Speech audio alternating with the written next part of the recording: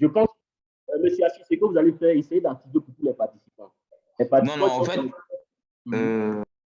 moi, monsieur Elder, je vais enregistrer aussi. Moi, Danon veut enregistrer. Ulysse Danon. Monsieur Elder veut enregistrer aussi. OK. Tous ceux qui sont connectés à un ordinateur, on va vous donner la possibilité d'enregistrer. Monsieur Freddy aussi, hein? Monsieur Freddy Mombo. D'accord.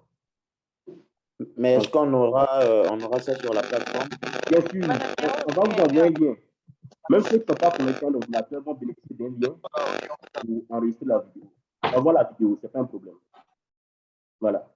Donc, le premier objectif que nous allons chercher à atteindre, c'est d'identifier les dangers et les risques liés à l'activité de notre entreprise. C'est-à-dire, à l'issue de cette formation, vous serez capable de savoir identifier les dangers auxquels vous êtes confrontés au sein de votre entreprise et vous serez également capable d'identifier donc les risques liés à votre entreprise. Vous voyez? Le deuxième objectif que nous allons chercher à atteindre, c'est de faire une analyse des risques. Et je pense que tous ceux qui participent à cette formation, cet objectif-là vous concerne également.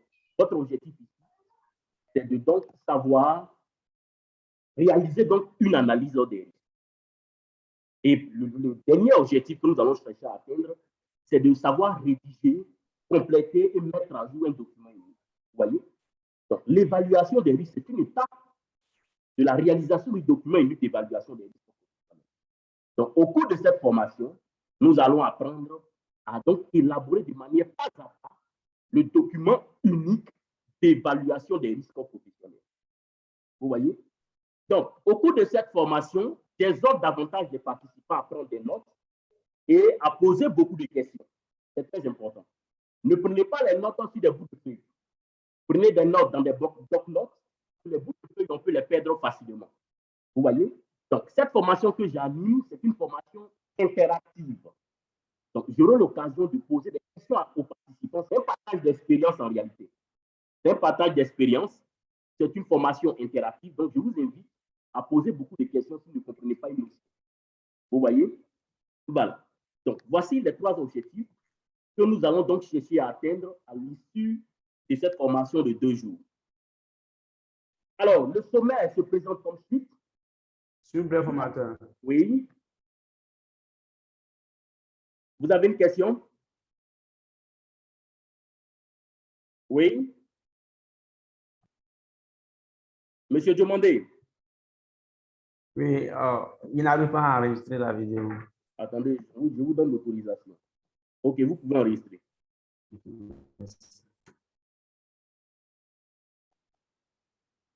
OK. Je pense que l'ensemble des participants ont l'autorisation pour enregistrer. Donc, ceux qui veulent démarrer l'enregistrement, vous pourrez démarrer. Pendant même ceux qui sont connectés à un téléphone, à la fin de la formation, nous allons vous remettre un lien sur lequel vous pourrez avoir accès donc à la vidéo de formation. Donc, comme je disais tout à l'heure, dans le premier point, nous allons aborder une introduction. Et dans le deuxième point, on va parler des dispositions légales en matière d'évaluation des risques. Dans le troisième point, on va faire une petite généralité sur le document unique d'évaluation des risques professionnels. Et dans le quatrième point, on va donc prendre les différentes étapes qui vont nous permettre d'élaborer le document unique d'évaluation des risques professionnels. Et enfin, nous allons donc terminer cette formation par une conclusion. Donc, voici ici présenté donc le sommaire de notre formation sur le document unique d'évaluation des risques professionnels. Alors, en introduction, la première question que j'aimerais poser aux participants, vous avez dit que cette séance de formation, c'est une séance interactive. C'est quoi pour vous le document unique d'évaluation des risques professionnels? Parce qu'on entend parler de document unique d'évaluation des risques professionnels. C'est quoi pour vous le document unique d'évaluation des risques professionnels? Alors, si quelqu'un a une réponse à donner par rapport à cette question, je vous invite à activer votre micro et donner votre réponse. C'est quoi pour vous le document unique d'évaluation des risques professionnels? C'est quoi réellement? Qui a déjà entendu parler du document unique d'évaluation des risques professionnels? Oui. Oui. Le document unique. Qui veut intervenir? Koulibaly. OK, M. Koulibaly, allez-y. Oui. Ouais, pour moi, les DIRP, Oui, c'est un document ficelé dans lequel on regroupe oui, tous les dangers et risques oui, maintenant qu'on a identifié dans notre entreprise oui, avec les propositions de solutions. oui, effectivement. C'est une réponse pertinente. Vous voyez, dans l'intervention de M. Bakary, il nous dit que pour lui, le document unique d'évaluation des risques professionnels, c'est un document dans lequel on va donc identifier les risques auxquels notre entreprise est confrontée et les actions qu'on doit mettre en œuvre par rapport à ces risques-là. Vous voyez? Donc, quand on réalise un document unique d'évaluation des risques, quand son nom l'indique, document unique d'évaluation des risques professionnels. Donc, on va donc de façon méthodique identifier tous les risques auxquels notre entreprise est confrontée et par la suite, nous allons donc mettre en œuvre des actions pour pouvoir donc traiter ces risques. Donc, le document unique d'évaluation des risques professionnels, comme l'a dit tout à l'heure M. Bakary, permet donc de présenter une synthèse de l'évaluation des risques professionnels avec la formalisation des résultats. Vous voyez? Donc, c'est un recueil qu'on va élaborer dans lequel on aura donc la synthèse de l'évaluation des risques que nous allons réaliser. Et également, ce document-là, la particularité, c'est que ce document-là sera mis à la disposition des travailleurs. Vous voyez? Donc, une fois que le document d'évaluation des risques professionnels a été élaboré, on va donc mettre ce document-là à la disposition des travailleurs. Ça veut simplement dire que les travailleurs au sein de notre entreprise auront accès à ces documents-là.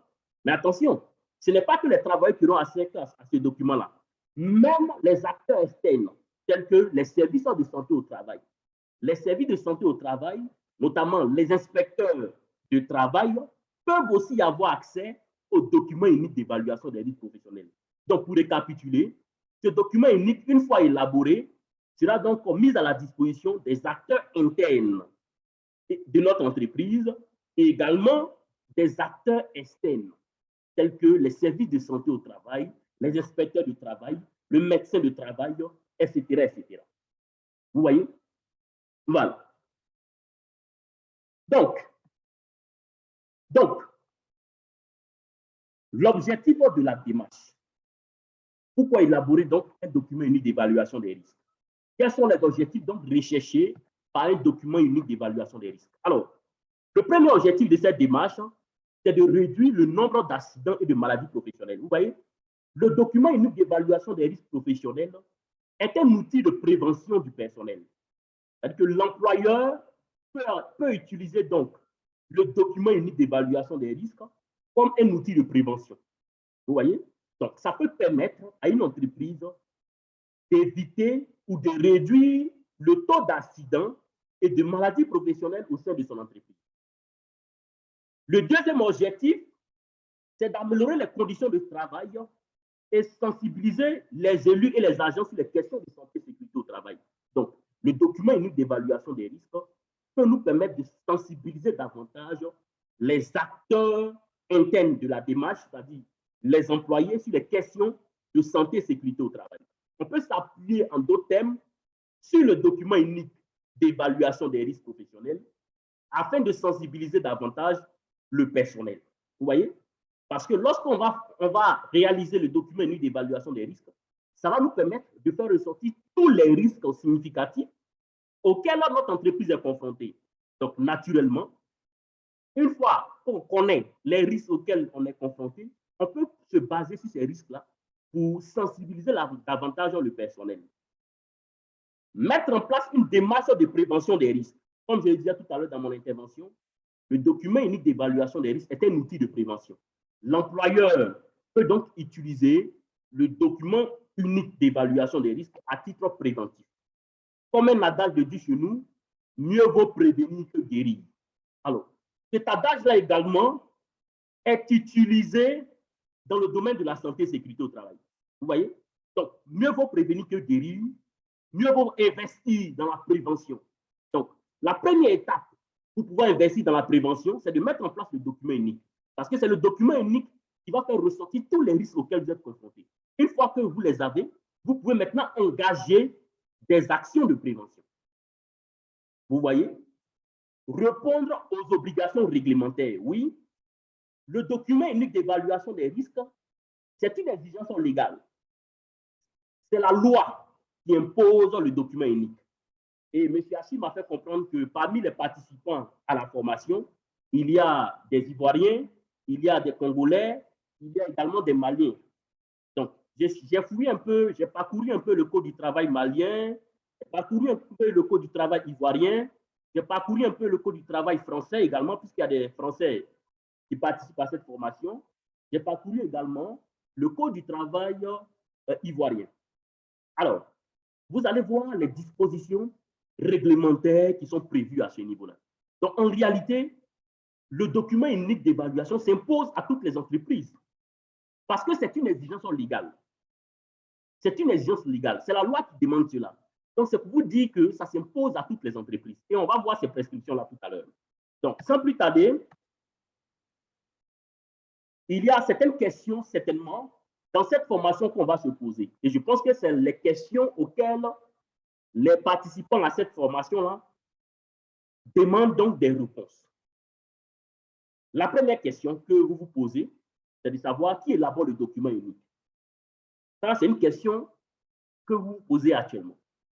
La deuxième question que vous vous posez, c'est de comment élaborer le document unique. Je pense que c'est l'objet de cette formation. Si vous êtes venu participer à cette formation, c'est de maîtriser comment élaborer le document unique. Donc, ce sont des questions que vous vous posez.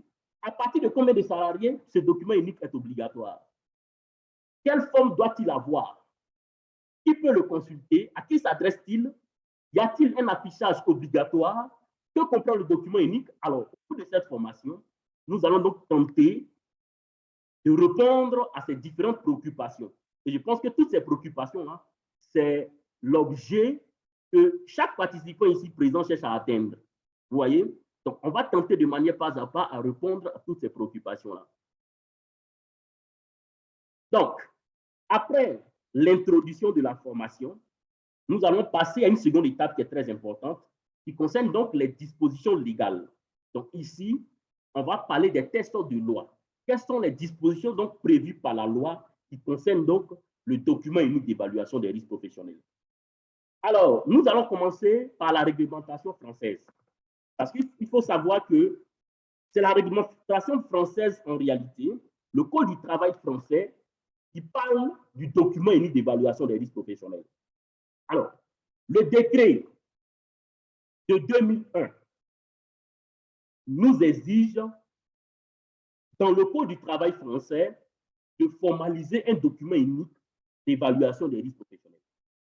Vous voyez?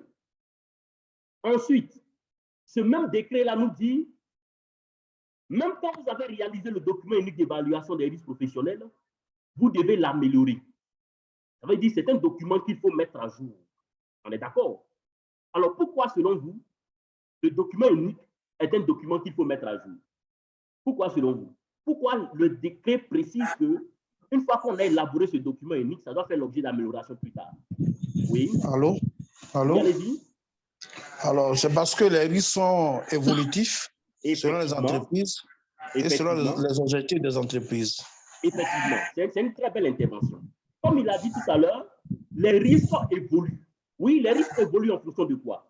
De la conception de nouvelles activités au sein de l'entreprise. Monsieur Mombo, par exemple, peut décider aujourd'hui de répondre à cette exigence légale. Mais il peut arriver qu'au fil du temps, il va vouloir développer de nouvelles activités au sein de son entreprise. Alors, le développement de nouvelles activités au sein d'une entreprise peut générer de nouveaux risques. Parce qu'il y a des risques que vous n'hésitez pas à voir. Et lorsque vous allez mettre en place le document d'évaluation des risques, vous allez voir que ces risques-là vont subvenir. Parce que vous avez modifié les activités de votre entreprise, parce que vous avez décidé de concevoir de nouvelles activités, parce que vous avez décidé de modifier certaines activités, parce que vous avez décidé de modifier certains produits ou de concevoir de nouveaux produits et services. C'est pour vous dire simplement que la conception de nouvelles activités peut générer de nouveaux risques. Et comme l'a dit tout à l'heure l'un des participants, les risques évoluent. Je prends un exemple tout simple. Une entreprise qui avait élaboré, par exemple, son document unique d'évaluation des risques il y a de cela peut-être 3 années, n'a pas pris en compte le coronavirus comme un risque. Mais vous voyez qu'aujourd'hui, avec l'avènement de la COVID-19, toutes les entreprises qui ont ce document-là ont mis à jour ce document-là. Parce que le coronavirus a représenté un risque pour ces entreprises-là. Vous voyez? Donc, sa mise à jour se fait de façon annuelle. Tout à l'heure, je l'ai dit, l'accessibilité aux acteurs internes et externes de l'entreprise. Une fois qu'on élabore le document unique là doit être mis à la disposition des employés de l'entreprise et également des services de santé, des inspecteurs du travail. Alors, le code du travail français est très dur à ce niveau-là et vous allez comprendre pourquoi. Lorsque une entreprise ne met pas en place le document unique, vous allez payer donc des amendes. Et vous voyez, lorsqu'il y a une absence de document unique d'évaluation des risques, ou lorsque vous avez élaboré le document et que vous n'avez pas mis ça à jour annuellement, si les inspecteurs de travail arrivent dans votre entreprise et qu'ils constatent cela, vous allez donc payer une amende de 1 500 €. Vous voyez, vous allez payer une amende de 1 500 €. En cas de récidive, dans un délai de 1 an, à compter de l'expiration ou de la prescription de la présente peine, s'il n'y a pas de mise à jour, s'il n'y a pas de mise à disposition des représentants du personnel, alors l'entreprise paye une amende de 7 500 €. Ça veut dire que si vous avez, par exemple, élaboré le document unique et que vous n'avez pas mis ça à la disposition du personnel, vous allez donc payer une amende de 7 500 €. Vous voyez? Comme un adage le dit, la loi est dure, mais c'est la loi. Donc, en France, toutes les entreprises mettent en place le document unique d'évaluation des risques. Parce que la loi est très dure à ce niveau-là. Vous voyez, ça, c'est la réglementation française. Donc, au niveau de la forme du document unique, il est important de préciser que le Code du travail français nous dit que il n'y a pas une forme précise qu'elle nous impose. Et ça, c'est très important. Le Code du travail français ne nous impose pas la forme de l'élaboration du document unique. Ça veut dire quoi? Ça dépend de vous. Vous êtes libre de choisir comment vous allez donc formaliser le document. Est-ce que vous allez formaliser ça sur version papier? Est-ce que ça sera une version numérique? Donc, le Code du travail ne vous impose rien à ce niveau. C'est à vous donc de décider comment vous allez formaliser le document. Vous voyez? Voilà. Au niveau de la réglementation française, il y a eu également des améliorations. Et les améliorations qu'il y a eu, c'est que en 2022, les anciennes versions doivent être conservées pendant 40 ans. Ça, c'est une nouvelle mise à jour du Code du travail français. Les anciennes versions doivent être conservées pendant 40 ans. Vous devez conserver ça pendant 40 ans. Ensuite, ils sont en train aujourd'hui d'essayer donc de dématérialiser ce document unique-là à travers un portail qui sera donc mis en œuvre bientôt. Le portail n'est pas encore disponible, mais ils sont en train d'élaborer donc un portail, c'est-à-dire que ça sera comme une plateforme pour toutes les entreprises.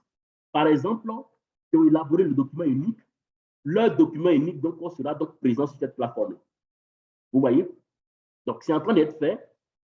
Ce n'est pas encore terminé, mais je pense que quand ils vont achever, je vais vous communiquer donc l'information là-dessus. Alors, dans le Code du travail français, on parle également des principes généraux de la prévention. Et ça, c'est très important. Les principes généraux de la prévention. Au total, nous avons 9 principes. Et voyez-vous, dans les moyens de maîtrise des risques liés à notre entreprise, ce sont ces mesures de prévention-là, ce sont ces 9 principes de prévention que nous allons donc utiliser. Et si vous remarquez, on part toujours de la mesure la plus efficace à la mesure la moins efficace. Donc, la première mesure ici qui est présentée au niveau des 9 principes de prévention, on nous dit, lorsque vous êtes confronté à un risque, vous pouvez décider d'éviter le risque. Vous pouvez décider d'éviter le risque.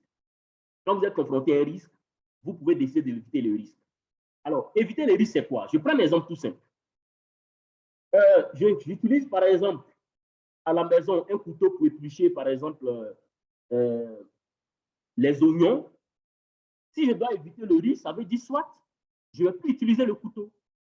Je vais peut-être utiliser un autre matériel ou un autre outil qui me permet donc d'éviter le risque de blessure. C'est ça donc éviter le risque. Vous voyez? Donc, on peut éviter le risque en ne réalisant pas l'activité. Donc, la première action efficace, c'est ça. La plus efficace, parmi les 9 principes de prévention, c'est ça. Face à un risque, vous pouvez décider de ne rien faire en réalité. Vous pouvez décider donc de ne pas aller vers le risque.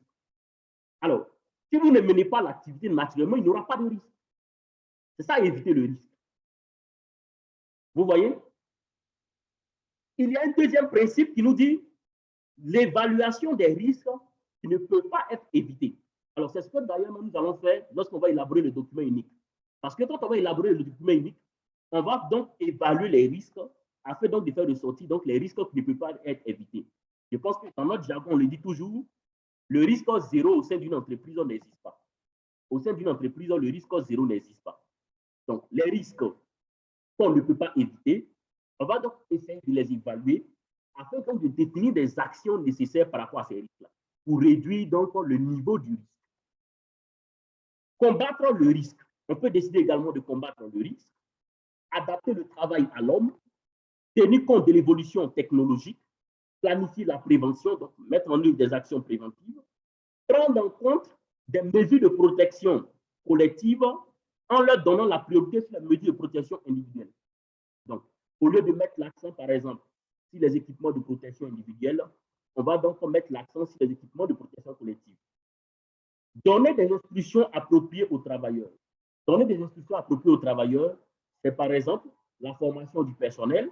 Donc, face à un risque, on peut décider de mener des actions de formation du personnel. On peut décider de sensibiliser davantage le personnel sur le risque. Vous voyez? Voilà. Donc, au niveau de la réglementation malienne,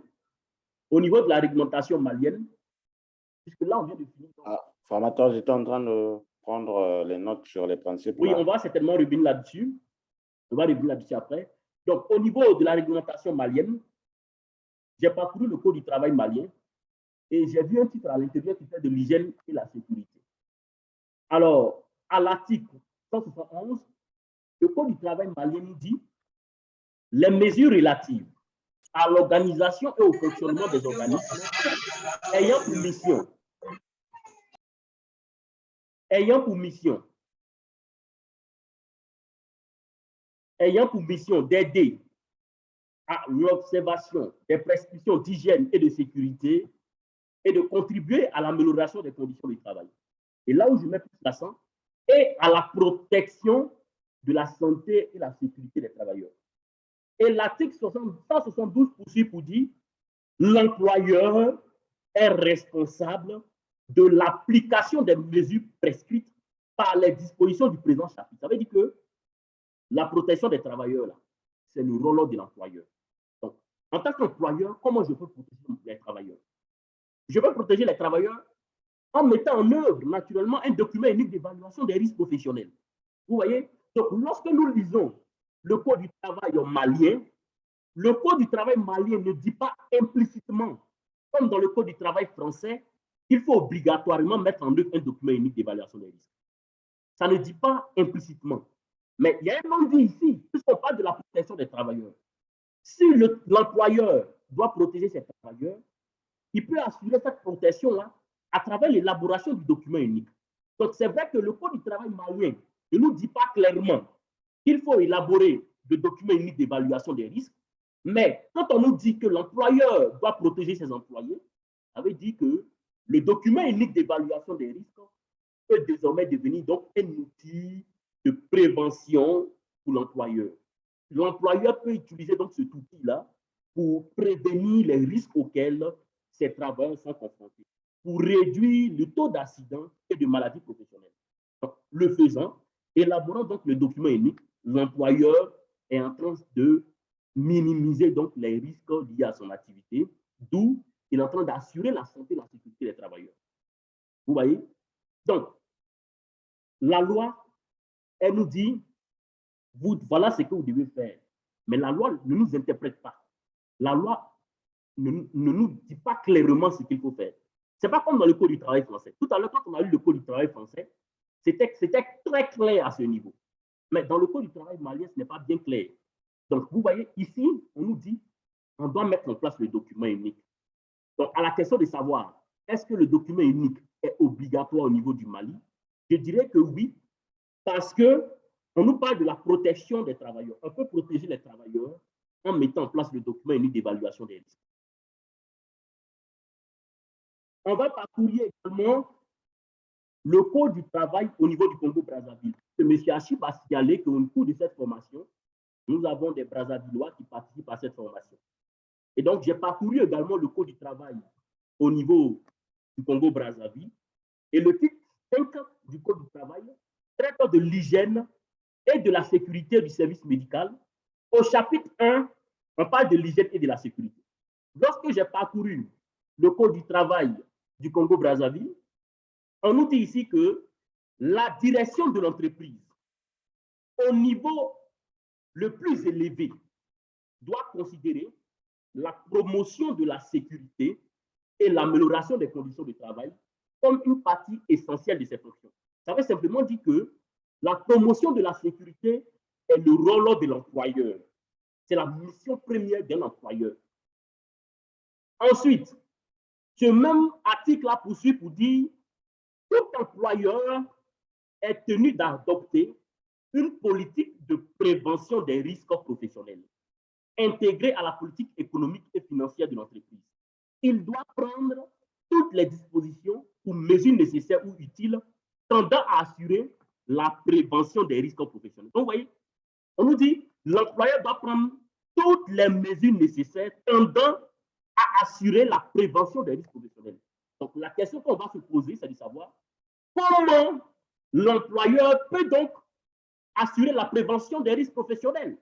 Alors, selon vous, comment l'employeur peut donc assurer la prévention des risques professionnels, si vous avez parfaitement compris les exemples qu'on a fait tout à l'heure? Comment l'employeur peut donc assurer la prévention des risques professionnels? Ou en d'autres termes, comment l'employeur peut répondre à cette exigence légale? Oui. Comment, selon vous, l'employeur peut répondre à cette exigence légale? Oui. Allô? Oui, allez-y. Monsieur Konaté Famaga? Oui, monsieur Konaté, allez-y. Bien sûr, mettant en place un document unique d'évaluation des risques. Voilà. Donc, le document unique, effectivement, en le mettant en œuvre, l'employeur peut faire de la prévention des risques. Vous voyez? Donc, c'est vrai que le Code du travail aussi congolais ne nous dit pas clairement qu'il faut mettre en place un document unique, mais quand on nous dit que l'employeur doit assurer la prévention des risques professionnels, ça veut dire simplement que l'employeur est tenu à mettre en œuvre des moyens de prévention nécessaires pour assurer la sécurité de ses employés. Alors, il peut utiliser le document unique comme moyen de prévention pour répondre donc à cette exigence légale. Ensuite, j'avais prévu donc les dispositions au niveau de la réglementation ivoirienne. Je ne sais pas si j'ai supprimé ça, mais je vais voir. Sinon, j'avais prévu donc des dispositions à ce niveau. On va peut-être revenir pour voir. Je ne sais pas si j'ai supprimé ça par inattention. J'ai prévu donc des dispositions au niveau du Code du travail ivoirien. Dans tous les cas, on peut toujours revenir là-dessus. On peut toujours revenir là-dessus. Donc, j'aurai l'occasion de revenir là-dessus avec le Code du travail ivoirien directement. J'avais prévu cette disposition-là au cours de la formation. Je vais revenir là-dessus certainement demain. Voilà. Même quand vous prenez le Code du travail ivoirien, c'est aussi pareil.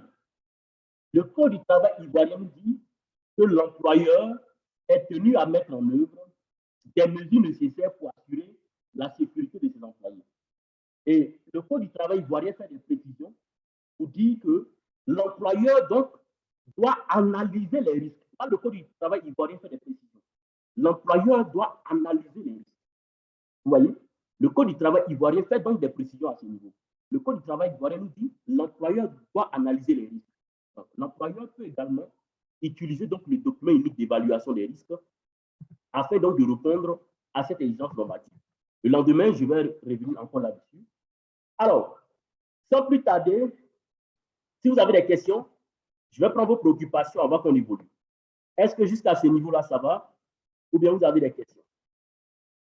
Si vous avez des questions, je vous invite à poser des questions. Oui, qui a des questions? Qui a des questions à poser?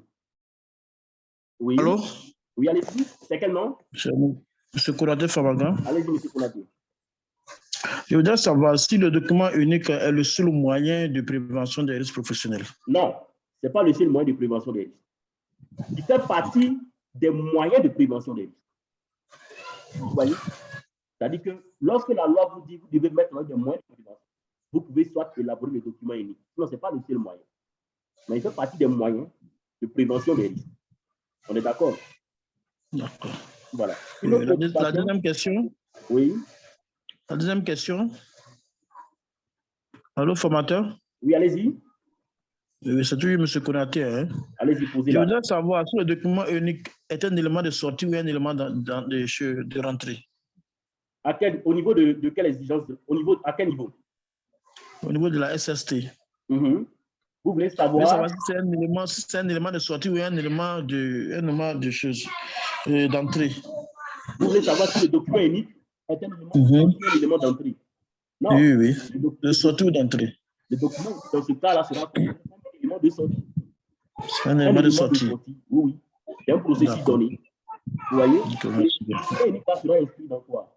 Parce que, évidemment, le processus gérer, par exemple, le système de management santé et sécurité au travail. Parce que c'est au manager QHSE d'établir ce document-là. Donc, la mise à jour, l'élaboration, tout ça, on va inclure ça donc dans les éléments de sortie du processus, mettre en œuvre pour gérer le système de management santé et sécurité au travail. C'est bon? C'est bon, formateur. Voilà. Il y a d'autres questions?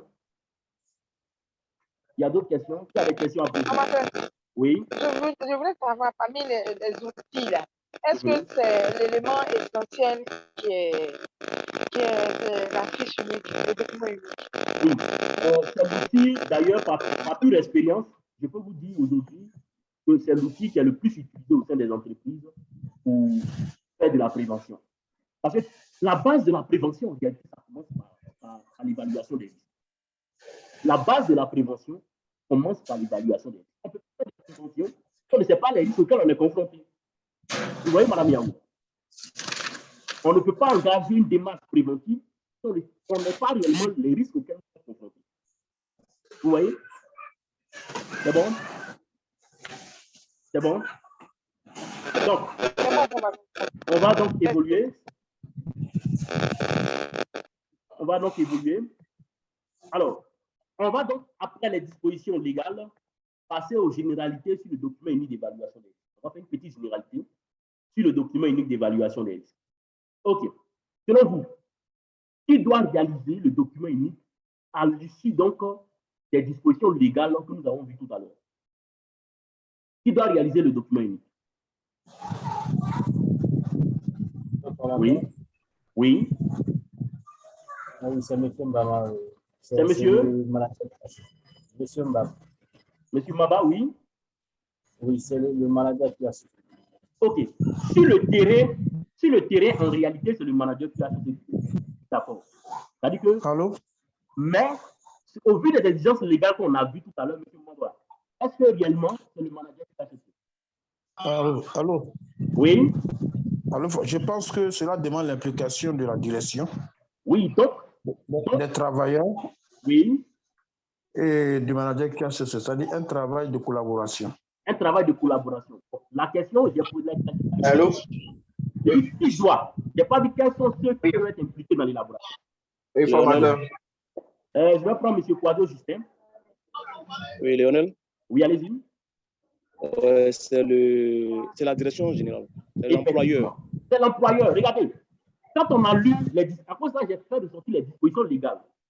Quand on a lu les dispositions légales, vous avez vu tout à l'heure qu'on ne parlait que de l'employeur.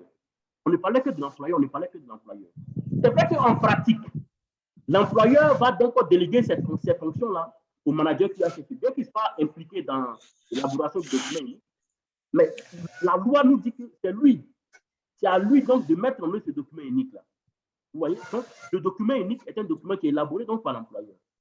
C'est vrai que dans la phase pratique, il pourra donc déléguer cette fonction au manager QHSE, mais selon la législation, c'est l'employeur qui doit mettre en œuvre le document unique. Et vous devez retenir.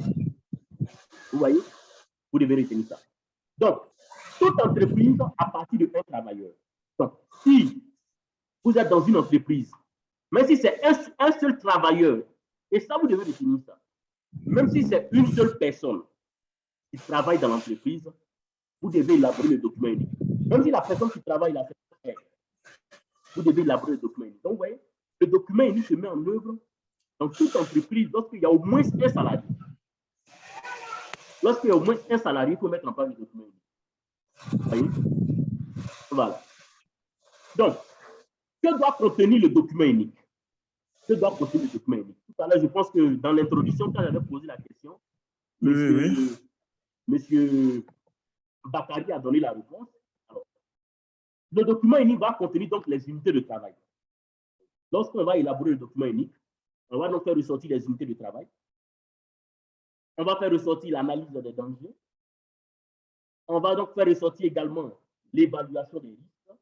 Et enfin, donc, les plans d'action qu'il faut mettre en œuvre afin donc de réduire le niveau de risque. Vous voyez? Voici donc les 4 éléments essentiels qu'on doit donc mettre en œuvre dans notre document unique d'évaluation des risques. Ça veut dire, lorsqu'on élabore un document unique d'évaluation des risques, ce sont les 4 éléments essentiels qui seront donc dans notre document d'évaluation des risques. C'est vrai qu'au-delà de ces éléments-là, on peut ajouter d'autres éléments. Et d'ailleurs, le modèle que j'ai élaboré, que je vais vous présenter au cours de cette formation, j'ai intégré d'autres éléments à l'intérieur. Parce que la norme, comme je l'ai dit, comme le disait la loi tout à l'heure, la loi ne précise pas la forme. Donc, les éléments que je vous présente ici, là, ce sont les éléments que vous allez retrouver dans tous les documents uniques au monde qui sont élaborés. C'est-à-dire qu'en dehors de d'autres éléments qu'on peut ajouter, mais ces 4 éléments-là, vous allez forcément les retrouver, notamment les unités de travail, l'analyse des dangers, l'évaluation des risques et les plans d'action pour corriger donc les risques ou pour éviter donc ces risques ou pour réduire davantage ces risques. Voilà. Donc, qui est acteur du document unique? Alors, les acteurs du document unique, tout à l'heure dans mon intervention, je l'ai dit, nous avons l'employeur.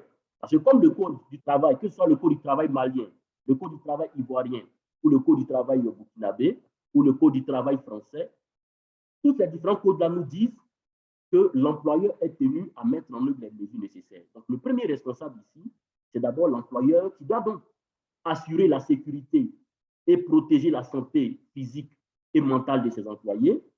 Et également les travailleurs qui doivent, eux, à leur niveau, exécuter les instructions en matière de santé et sécurité au travail. Donc, à leur niveau, ils doivent donc appliquer les instructions de l'employeur. Ils doivent donc prendre soin de leur santé et de leur sécurité et prendre soin également de la santé et la sécurité des autres qui travaillent avec eux. Vous voyez? Voilà. Donc, au-delà de ces acteurs internes, nous avons également des acteurs externes. Tout à l'heure, je l'ai dit, j'ai parlé des services de santé au travail. Donc, des institutions étatiques qui peuvent donc vous conseiller dans l'évaluation des risques. Tout à l'heure, j'ai parlé de l'inspection, par exemple, du travail, les inspecteurs du travail, qui peuvent également jouer ce rôle-là. Voilà. Donc, ici, nous allons voir qui peut consulter le document unique.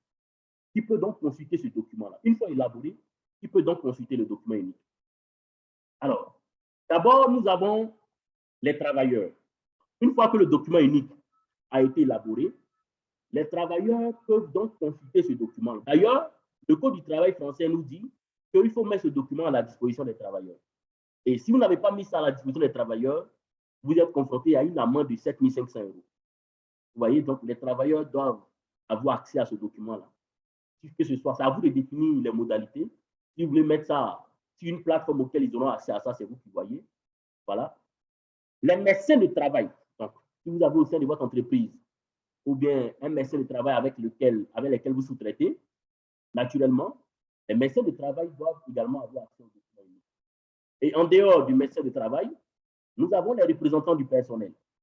Nous avons les représentants du personnel, tels que le comité santé et sécurité au travail de l'entreprise. Le comité santé et sécurité au travail doit également avoir accès aux documents uniques.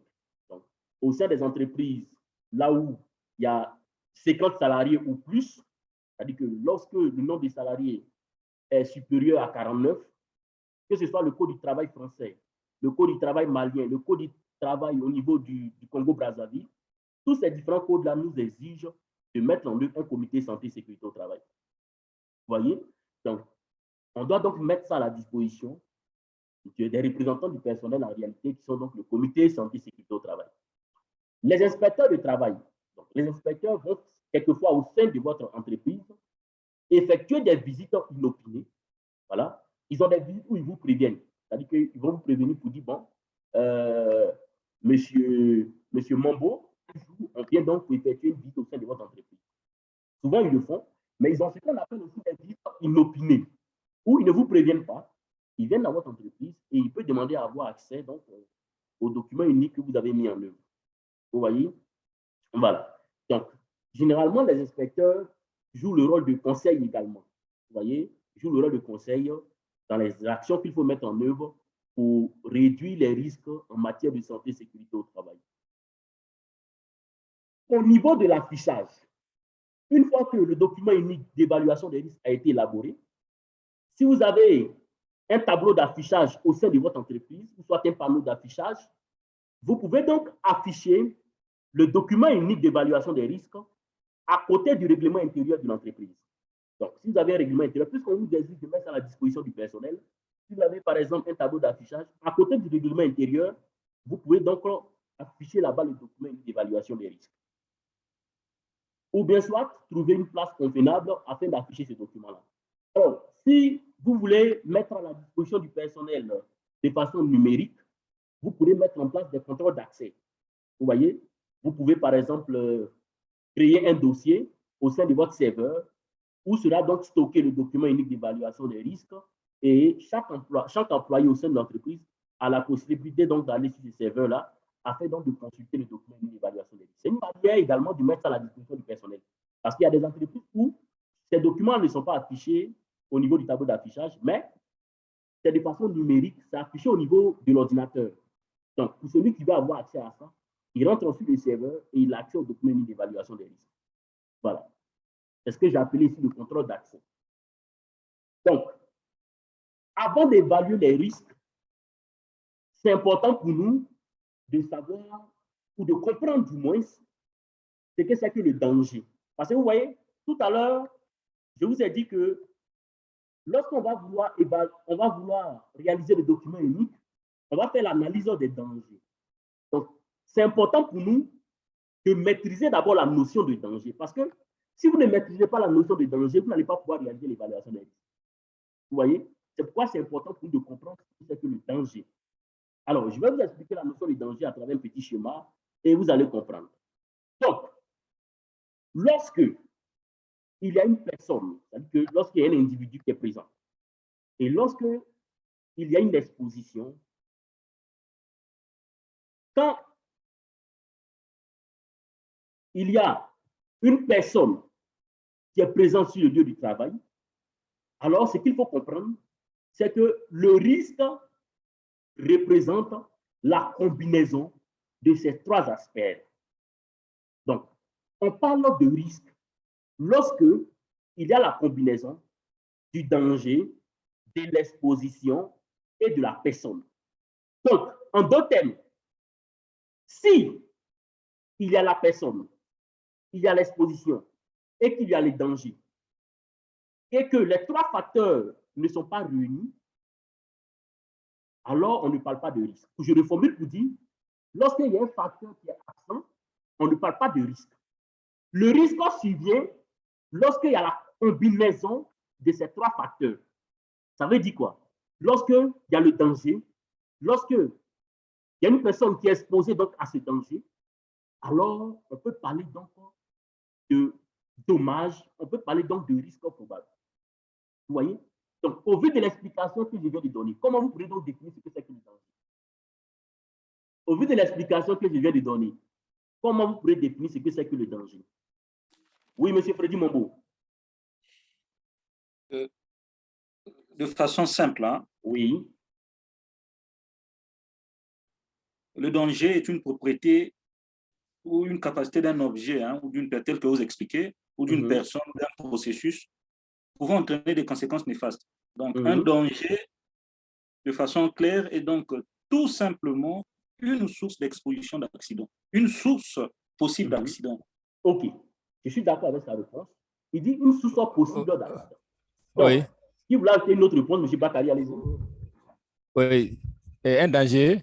Oui. C'est en fait un facteur qui pris isolément ne constitue pas un problème, mais en conjoncture avec deux autres éléments, maintenant devient maintenant un risque. Oui, donc toutes ces réponses sont des réponses justes. C'est vrai que c'est beaucoup de techniques pour ceux qui nous suivent. On va faire ça de façon simple. Alors, donc ce que vous devez retenir, le danger, c'est la cause du risque. Comme l'a dit tout à l'heure M. Freddy Mombo, c'est la source potentielle du risque. Un exemple tout simple. Au sein de ma maison, j'utilise la bouteille de gaz. Donc, la bouteille de gaz peut représenter un danger pour moi.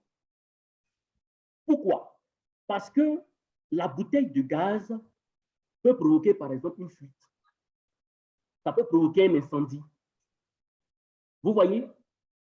Je prends un deuxième exemple. Lorsque je veux rentrer à la maison, je prends des escaliers. Alors, les escaliers que je prends pour rentrer à la maison peuvent représenter un danger pour moi. Pourquoi? Parce que les escaliers peuvent provoquer un risque de chute. Je prends un autre exemple, puisqu'il y a des dames parmi nous qui savent très bien cuisiner. Alors, Madame Yao, vous utilisez à la maison certainement des couteaux. Lorsque vous voulez préparer, vous utilisez un couteau, n'est-ce pas, Madame Yao? Quand vous voulez cuisiner, vous utilisez un couteau, n'est-ce pas? Oui, formateur. OK. Le couteau peut représenter un danger. Oui, le couteau peut représenter un danger. Pourquoi? Parce qu'en utilisant le couteau, vous pouvez être exposé à des risques de blessure. Vous comprenez la notion de danger? C'est ça donc le danger. C'est ça donc le danger. Vous voyez? Même l'ordinateur même que j'utilise pour la formation peut représenter un danger pour moi. Vous savez pourquoi? Non. Je vous explique. Chaque fois, 7 jours sur 7, j'anime des formations en ligne. Alors, si je suis confronté, je travaille toujours sur les écrans. Toujours sur les écrans. Et vous savez que le fait de rester toujours sur les écrans, si à la longue, ça peut me provoquer des maladies, on est d'accord? Le fait de travailler toujours sur les écrans, remarquez. Oui, d'encéphalées, voilà, des mots Dieu. Justement. Donc, même l'écran, même l'ordinateur peut représenter un danger pour moi. Vous voyez, non? C'est ça donc la notion du danger. Vous voyez? Donc, lorsqu'on va réaliser le document unique, on va faire ressortir également les dangers auxquels nous sommes confrontés. C'est pourquoi j'explique cette notion de façon très claire pour que vous puissiez comprendre ce que c'est que le danger. Vous voyez? C'est bon? C'est bon? Oui, c'est bon, formateur. OK. Vous avez des questions? Si vous avez des questions, n'hésitez surtout pas. Hein? OK, donc on va évoluer. On a vu donc la notion du danger. On va voir donc d'autres notions qui sont très importantes. Bon, j'ai déjà expliqué le danger. Bon, ça, je présente à travers un schéma. Voilà, vous voyez. Ici, par exemple, le bouquet de fleurs qui est présent ici peut représenter donc un danger, tout simplement. Parce que s'il y a une personne qui est exposée à ce danger-là, il peut avoir donc des risques de blessure. Vous voyez? Voilà. Donc, le danger, c'est la cause du risque. C'est la source potentielle du risque. Vous voyez? Lorsque il n'y a pas d'exposition, alors il n'y a pas de risque. Ça veut simplement dire que pour qu'il y ait risque, il faudrait la combinaison du danger et de l'exposition. Vous voyez?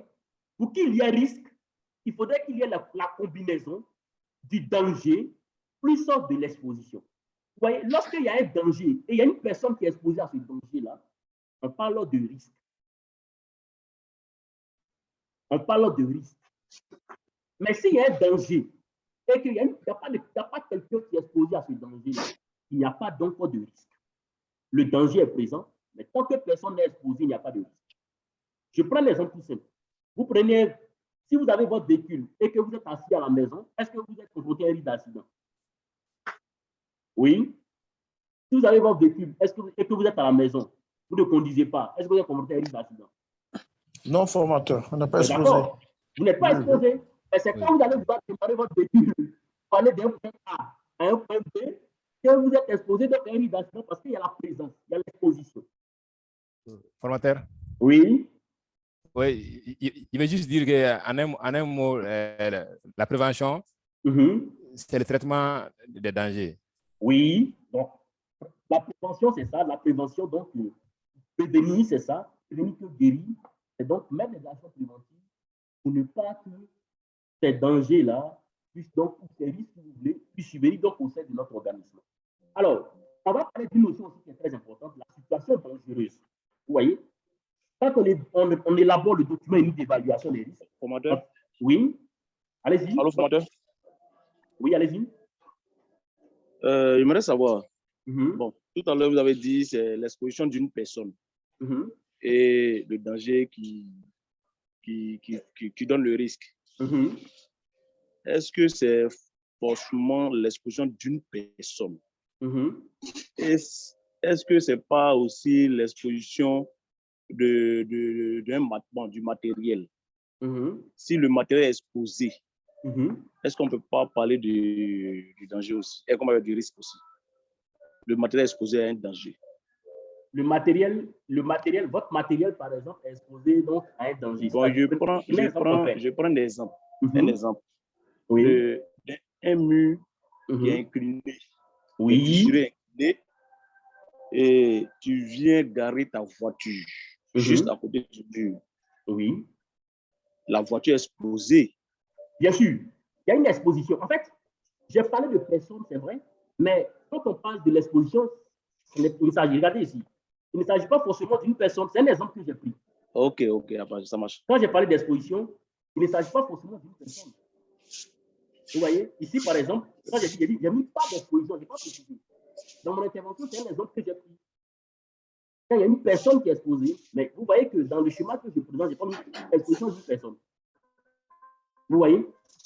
Voilà. La situation. Merci beaucoup. C'est quoi la situation dangereuse? Je vous explique ça de façon terre à terre. La situation dangereuse, c'est la situation qui vous expose au risque. La situation dangereuse, c'est la situation qui vous expose au risque. Et ça, vous devez retenir ça. Quand on parle de situation dangereuse, c'est la situation qui vous expose au risque. Alors, on va reprendre le même exemple qu'on a pris tout à l'heure. Lorsque le couteau est déposé, le couteau représente donc un danger. Quelle est la situation dangereuse donc? Quelle est la situation qui vous expose au risque de blessure? Ou, je reformule, c'est en faisant quoi vous êtes exposé au risque de blessure? C'est en faisant quoi vous êtes exposé au risque de blessure? Allô?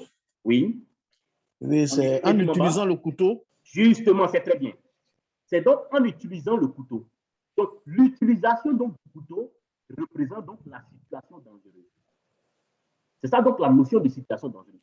Cette notion-là, vous devez la maîtriser pour pouvoir faire une évaluation des risques. Pour pouvoir réaliser le document, vous devez maîtriser ces notions. C'est pourquoi j'insiste dessus dès à présent. Vous voyez? Donc, c'est ça la notion de situation dangereuse.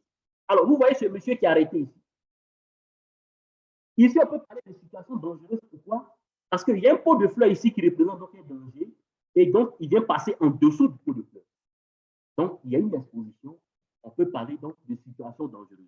La situation dangereuse, c'est la situation qui vous expose au risque. C'est la situation qui vous expose au risque. Et ça, retenez ça. C'est ça donc la notion de situation dangereuse. Donc, vous devez vous poser la question de savoir, c'est en faisant quoi je suis exposé au risque? Qu'est-ce qui m'expose au risque? C'est ça donc la situation dangereuse. Et vous devez retenir ça. Par exemple, moi, dans mon cas, ce qui m'expose au risque, c'est le fait de travailler sur les écrans. C'est le fait de travailler, d'utiliser les ordinateurs, de travailler sur l'écran. Ça m'expose à un risque. Vous voyez? Voilà. Donc, est-ce que vous avez des questions à poser sur la notion de danger, de situation dangereuse et de risque? Est-ce que vous avez des questions? Ou bien ça va sur tout le monde, on peut évoluer? Oui. Donc, s'il n'y a pas de questions, donc on va évoluer. C'est bon. OK. Donc, on va évoluer. Alors, donc, après les généralités, on va passer maintenant à l'élaboration du document unique. Comment maintenant on peut élaborer le document unique? Je pense que c'est l'objet donc de cette formation. Vous voyez? Donc, au niveau de l'élaboration du document unique, nous allons donc voir les différentes étapes pour élaborer le document unique d'évaluation des risques. La première étape pour élaborer le document unique d'évaluation des risques, c'est de préparer la démarche et de découper les unités de travail. C'est la première étape. Donc, préparer la démarche et découper les unités de travail. Vous voyez? Voilà. C'est la première phase. La deuxième phase, c'est l'identification des risques. Vous voyez? Donc, dans la deuxième phase, on va donc chercher à identifier donc les risques auxquels nous sommes confrontés. Donc, cette identification des risques, en réalité, va donc se baser sur quoi? Sur le découpage que vous avez effectué, sur les unités de travail que vous avez donc identifiées au sein de votre entreprise. Donc, c'est à partir donc des unités de travail que vous allez donc faire ressortir les risques auxquels les unités de travail sont confrontées. Vous voyez? Ensuite, la troisième phase, c'est l'évaluation des risques avec les mesures de prévention existantes. Vous voyez? Donc, dans la troisième phase, une fois qu'on a identifié les risques, qu'est-ce qu'on va faire? On va donc évaluer les risques avec les mesures existantes. Ça veut dire quoi de façon terre à terre? Les mesures qu'on a mises en place au sein de notre entreprise, avant de mettre en place l'évaluation des risques, on va donc évaluer pour voir est-ce que ces mesures-là d'abord sont efficaces. Vous voyez? On va donc évaluer pour voir est-ce que les moyens de prévention que nous avons mis en place au sein de notre entreprise, avant l'entame de la démarche du document unique, sont efficaces. On va donc d'abord les évaluer pour voir si ces mesures-là sont efficaces. Vous voyez? Une fois cette évaluation réalisée, on va passer donc à la cotation et la hiérarchisation des risques. Naturellement, cette cotation et la hiérarchisation des risques sera donc basée sur quoi? Elle sera basée donc sur l'évaluation des mesures existantes. Donc, en d'autres termes, l'évaluation des mesures existantes va donc nous permettre de définir donc la cotation et la hiérarchisation de nos risques. Et enfin, nous allons donc proposer des mesures d'amélioration à travers notre plan d'action. Donc, si vous voulez, on va proposer des actions à mener pour ne pas que ces risques puissent survenir au sein de notre entreprise. Ou, si vous avez des actions existantes, alors qu'est-ce qu'il faut faire? Si vous avez des actions existantes et qu'on s'en rend compte que dans notre évaluation, ces actions n'ont pas été efficaces, on va donc renforcer ces actions avec d'autres actions. Vous voyez, donc la proposition de mesures d'amélioration. En fonction des risques auxquels nous sommes confrontés, on va faire ressortir donc les mesures de prévention nécessaires pour réduire ces risques ou pour éviter carrément ces risques au sein de notre entreprise. Ou pour ne pas que ces risques-là puissent survenir au sein de notre entreprise. Et ça me rappelle l'adage, mieux vaut prévenir que guérir. Mieux vaut prévenir que guérir parce que la prévention coûte moins cher que la correction. Quand on parle de la correction, ça veut dire que dans notre jargon, tout est déjà gâté, on ne peut plus bien faire. Vous voyez? Tout est déjà gâté, on ne peut plus bien faire. Sans la correction, ça veut dire que la correction, c'est comme les films que vous regardez souvent. Faites la remarque. Pour ceux qui sont adeptes des films, c'est là que le chef bandit a tout gâté, qu'on entend maintenant la sirène des policiers retentir. Ça veut dire que le chef bandit a déjà tout gâté. Et puis maintenant, on veut se jouer comme les pyromanes. C'est ça la correction. Alors, la norme ISO 45001, qui est la norme en santé et sécurité au travail, nous recommande d'investir dans la prévention. Parce que la correction coûte plus cher. Oui, la correction coûte plus cher parce que, je prends un exemple. Vous avez monsieur Moukala, par exemple, a construit une station-service. Au lieu d'investir dans la prévention, il ne met pas en place les moyens préventifs. Et un jour, plus tard, la station, par exemple, s'explose. Il y a un incendie au sein de la station. Alors, il peut perdre tout. Et donc, dans cette activité, il sera obligé encore de reconstruire une nouvelle station. Ça va coûter plus cher. Or, il pouvait juste éviter cela en mettant en œuvre des actions préventives. Vous voyez? En mettant en œuvre des actions préventives. Vous voyez? Malheureusement, dans nos différents pays, les employeurs n'ont pas cette culture de la prévention. Donc, du coup, on attend toujours quand le flux arrive. Lorsqu'il y a un accident de travail, on préfère donc dédommager la victime que d'investir dans la prévention. C'est ce qu'on préfère généralement. On attend que le flux arrive avant donc de réfléchir aux actions préventives qu'on va mettre en œuvre. Non, il ne faudrait pas attendre que le flux arrive. Parce que l'employeur ou l'employé, excusez-moi, qui quitte sa maison, il va par exemple au travail, alors il a laissé une famille à la maison. Donc quand il va travailler, il espère revenir sain et sauf à la maison. Oui, l'employé qui va au service espère revenir sain et sauf à la maison. Parce qu'il a laissé sa famille derrière. Donc l'employeur doit tout mettre en œuvre pour prévenir les risques, pour prévenir les dangers, pour prévenir les risques au travail. C'est très important. Mais dans nos pays, ce que j'ai remarqué, on attend que le pire arrive.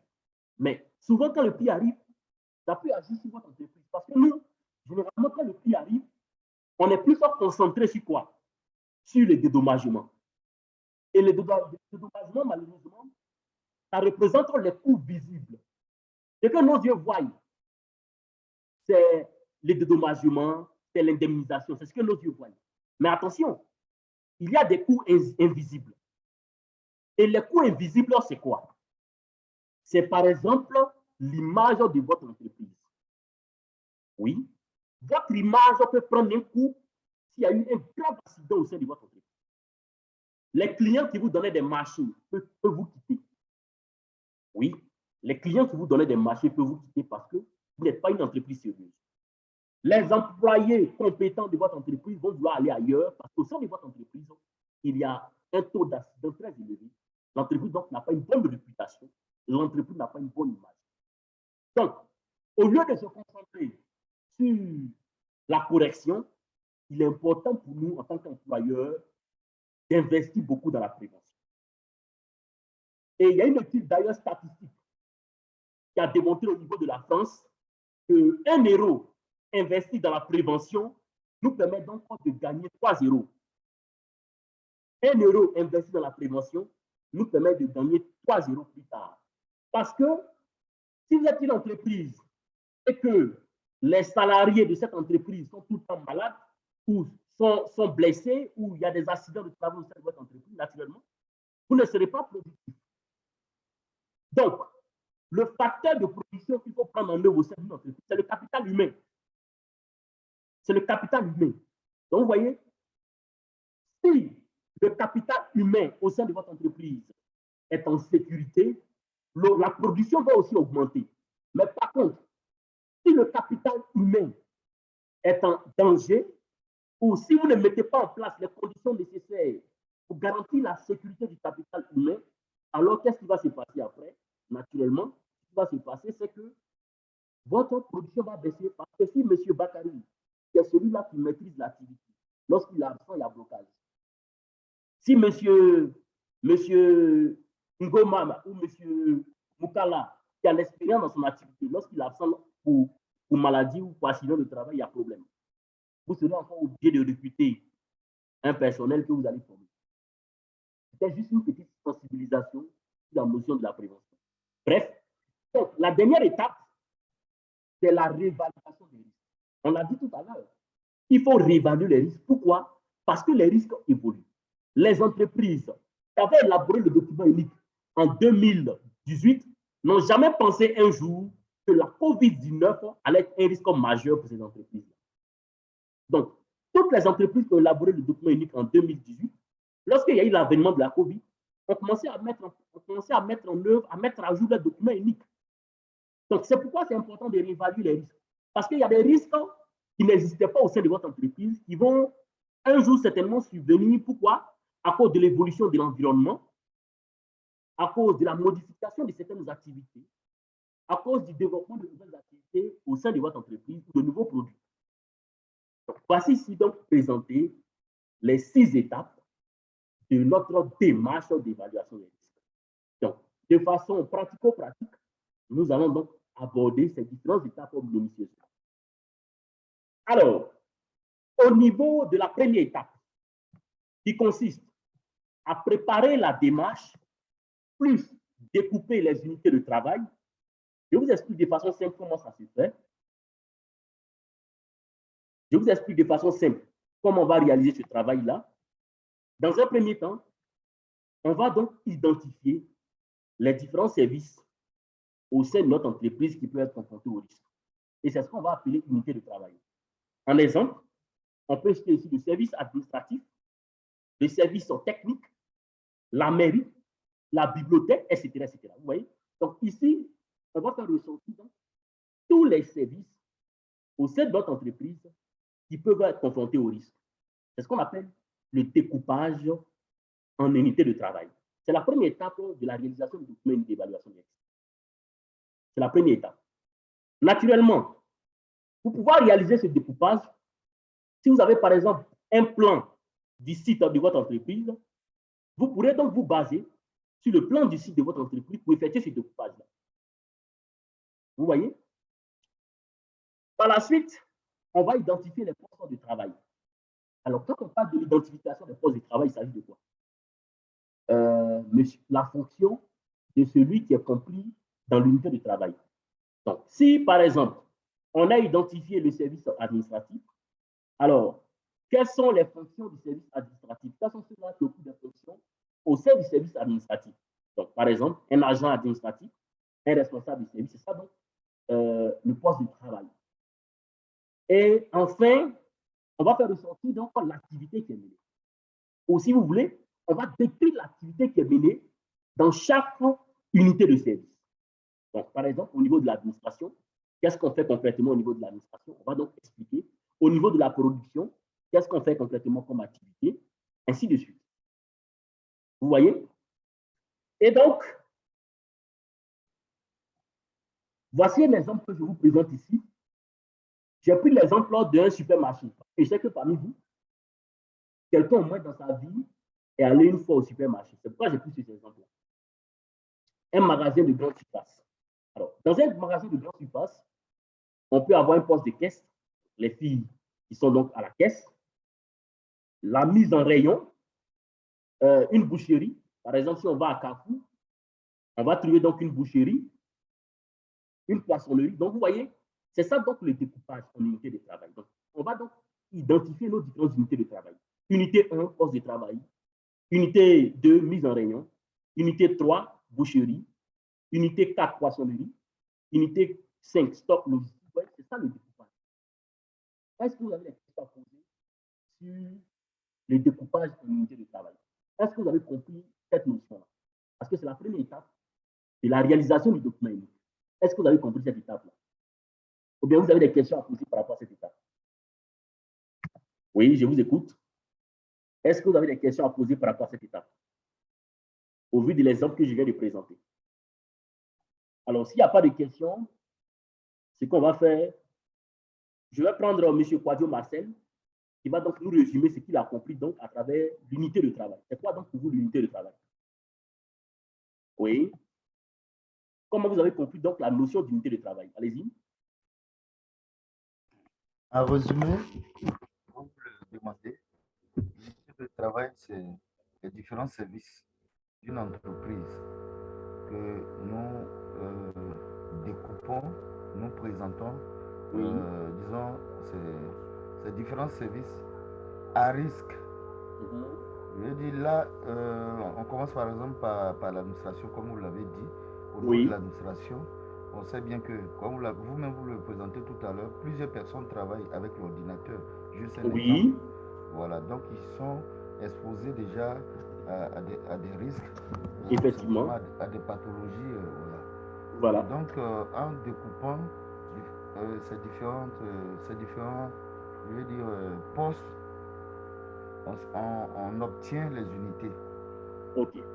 Voilà. D'accord.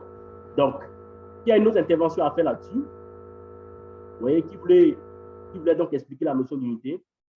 Donc, je pense que ça va l'ensemble des participants. Donc, on va évoluer. Alors, je pense que... allez-y. Oui. Est-ce que ce sont les différentes étapes pour arriver à l'exécution d'une activité ou bien d'un travail? Non, non. Faites attention. Les unités de travail ne sont pas les différentes étapes. Les unités de travail, ce sont, si vous voulez, les départements de votre structure de façon thérapeutique. Par exemple, vous êtes enseignante. Si on doit évaluer les risques, on doit découper votre entreprise en unités de travail. Qu'est-ce qu'on va faire? En tant qu'enseignante, on a donc l'administration. L'administration va constituer une unité de travail. Vous comprenez, non, Madame Yao? L'administration. Les différents secteurs d'activité. Justement. Allô? Oui. Allô? Oui. Bon, je vais expliquer. Allez-y, expliquez. Oui. Voilà. Bon, quand on dit les unités de travail, par exemple, on dit découpage en unités de travail. Vous comprenez? Moi, je prends la gendarmerie. Dans la gendarmerie, il y a ce qu'on appelle le cabinet du général. Oui. Dans le cabinet du général, il y a une unité de travail qu'on appelle le courrier. Oui. Et ils sont là pour recevoir le courrier. Il y a une autre unité qu'on appelle l'unité de matériel et logistique. Oui. C'est eux qui reçoivent tout ce qu'on appelle armement, oui. treillis et tout. Vous voyez, non? Il y a une autre unité qu'on appelle l'unité santé. C'est les médecins et les infirmiers. Oui. Vous comprenez? Maintenant, au sein des unités, il y a des postes. Par exemple, chez les médecins, dans la santé, il y a les infirmiers. Justement. Il y a ceux qui rédigent leur travail là. C'est ce qu'on appelle leur poste de travail. Justement. Et le poste de travail, ils vont décrire, l'infirmier décrit lui ce qu'il fait. Oh oui. Vous comprenez, non? Effectivement. Voilà, les unités de travail, ce sont des bureaux. Dans chaque bureau, chacun a son poste. Alors, dans l'administration, il y a le secrétariat. Il y a l'informaticien. Le secrétariat, lui, sait ce qu'il fait. Il reçoit les appels, il fixe les rendez-vous, mais il planifie les réunions. L'informaticien, lui, il est là pour numériser ou bien pour, tu vois, archiver les documents. Oui. Voilà. Donc, quand les appels, ils décrivent les activités. Oui. Vous comprenez, non? Voilà. Donc, l'unité administration, dans l'administration, il y a le poste de travail. Justement. L'unité santé, dans la santé, il y a le poste de travail. Il y a l'infirmier, il y a la sage-femme, il y a le médecin. Vous comprenez, non? Et puis, il y a le laboratin. C'est ceux-là, maintenant, on appelle, et puis, ils vont décrire leur poste de travail. Quand du poste de travail, ce qu'ils font, c'est ce qu'ils décrivent. Voilà comment je vois la chose. C'est très bien. Je pense que vous avez éclairci l'antenne. Allô? Allez-y. Oui. Oui, moi, je voudrais savoir, tout simplement, est-ce que les unités de travail, ce n'est pas les différents services qui existent au sein d'une entreprise? Non, écoute-moi très bien. Ouais, c'est ça, les différents services au sein de l'entreprise, c'est ça. Maintenant, le rôle de ces différents services-là, ça sert à quoi ici? C'est de connaître dans quel service ou dans quelle activité où les risques sont plus générés? Bon, non. Attendez, je vais expliquer. Ok, allez-y, monsieur Danon. Voilà. Vous comprenez, quand on dit évaluation des risques, c'est celui qui fait le travail, c'est celui qui sait à quoi il est exposé. Vous comprenez, non? C'est-à-dire l'informaticien, quand il vient, on dit, toi, l'informaticien, toi, tu fais quoi? J'ai fait tel truc, j'ai fait tel truc, j'ai fait tel truc. Quels sont les risques auxquels toi, tu es exposé? Lui va dire, les risques auxquels moi, je suis exposé, c'est les effets de l'ordinateur, mes yeux. Ou bien, je suis mal assis, je suis peut-être assis. Quand je me lève, mon dos me fait mal. Vous comprenez? Ça, ce sont les risques qu'il décrit. Lui, son poste là, à son poste où il est là, ce sont les risques qu'il décrit. La secrétaire, elle va dire qu'elle ne descend pas tôt, donc elle va à la maison, elle est stressée, son mari la fatigue, rentre, elle ne dort pas bien. Elle fait attendre le patron jusqu'à la fin. Oui. C'est ça, c'est vrai. Voilà, ça, c'est la description des postes, et puis les postes là sont liés à des risques. Vous comprenez, non? Voilà, c'est un truc comme ça. D'accord, c'est compris. On va avancer. Mais c'est bien, merci beaucoup. Donc, pour récapituler, merci, M. Danon, pour votre intervention. Pour récapituler, l'objectif du découpage des activités de l'organisme en unité de travail, c'est quoi? C'est de faire ressortir des risques liés à chaque activité. Parce que, voyez-vous, on veut réaliser une évaluation. Donc, le travail qu'on va faire, on va prendre en compte tous les secteurs d'activité de l'entreprise. Parce que dans tous les secteurs d'activité, il y a forcément un risque auquel vous êtes confronté. Donc, Si on ne découpe pas en unité de travail, il sera donc difficile pour nous de faire ressortir tous les risques de notre entreprise. Vous voyez, M. Konaté? En réalité, c'est ce découpage-là qui va nous permettre de faire donc une évaluation rigoureuse des risques. Vous voyez? Vous voyez? C'est bon? Oui, c'est bon, c'est compris. D'accord. Donc, voici un exemple rapidement que j'ai fait ressortir. Je savais que M. Daoun, dans son intervention, il a cité plusieurs exemples. Donc, on va prendre un exemple. Alors, vous voyez, ici, par exemple, j'ai pris l'unité de restauration, c'est-à-dire que tout ce qui concerne restauration, la cuisine. Et le poste de travail ici que j'ai fait ressortir, c'est le cuisinier. Donc, en pratique, on va donc demander au cuisinier de décrire son activité. Qu'est-ce qu'il fait comme activité? Il va dire, par exemple, il prépare la nourriture, il découpe, il fait la cuisson des denrées et il fait les desserts. Vous voyez? Ça, c'est le cuisinier qui fait sa description. Au niveau de l'administratif, on a le poste de travail, par exemple, qui est la secrétaire. On va demander à la secrétaire qu'est-ce qu'elle réalise comme activité à elle, son niveau. Elle va dire, elle travaille sur un écran, elle fait des saisies informatiques, elle prend des appels, etc. Et c'est à la suite de la description de ces activités qu'on va maintenant lui demander quels sont les risques auxquels elle est confrontée lorsqu'elle mène son activité. Vous voyez? Alors, si vous avez compris, je voudrais donc des participants qui vont m'identifier une unité de travail, faire ressortir le poste de travail et décrire l'activité. Oui? Oui? Je vous écoute. Qui veut essayer? Bon, moi-même, je vais interroger. Hein. On va prendre M. Diarasouba. M. Diarasouba, allez-y. Vous décrivez une unité de travail. Oui, allez-y. D'accord. Bon. On va d'abord prendre un laboratoire. Laboratoire? Oui, laboratoire. OK. Oui.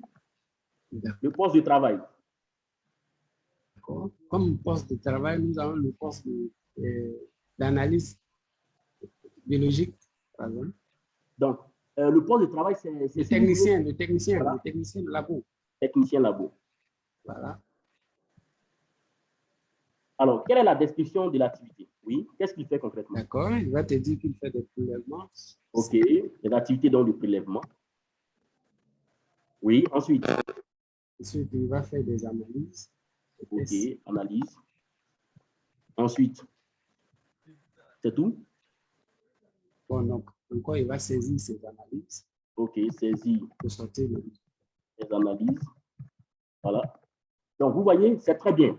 C'est très bien. On va prendre qui voulait essayer encore. Bon, je vais interroger moi-même. Hein. Je tire au hasard. Voilà. Je tire au hasard. Là, je vois Yao Frédéric. Oui, monsieur Yao Frédéric. Oui. Monsieur Yao Frédéric, vous identifiez une unité de travail, vous identifiez le poste et la description, un peu comme l'a fait M. Diarasouba tout à l'heure. Veuillez activer votre micro est désactivé. Bon, on va prendre quelqu'un d'autre. Je vais prendre monsieur Mbaba. Monsieur Mbaba. Fred. Monsieur Fred Mbaba. Oui. Allez-y. Par exemple, un opérateur de la vidéosurveillance. Oui, quelle est l'unité de travail?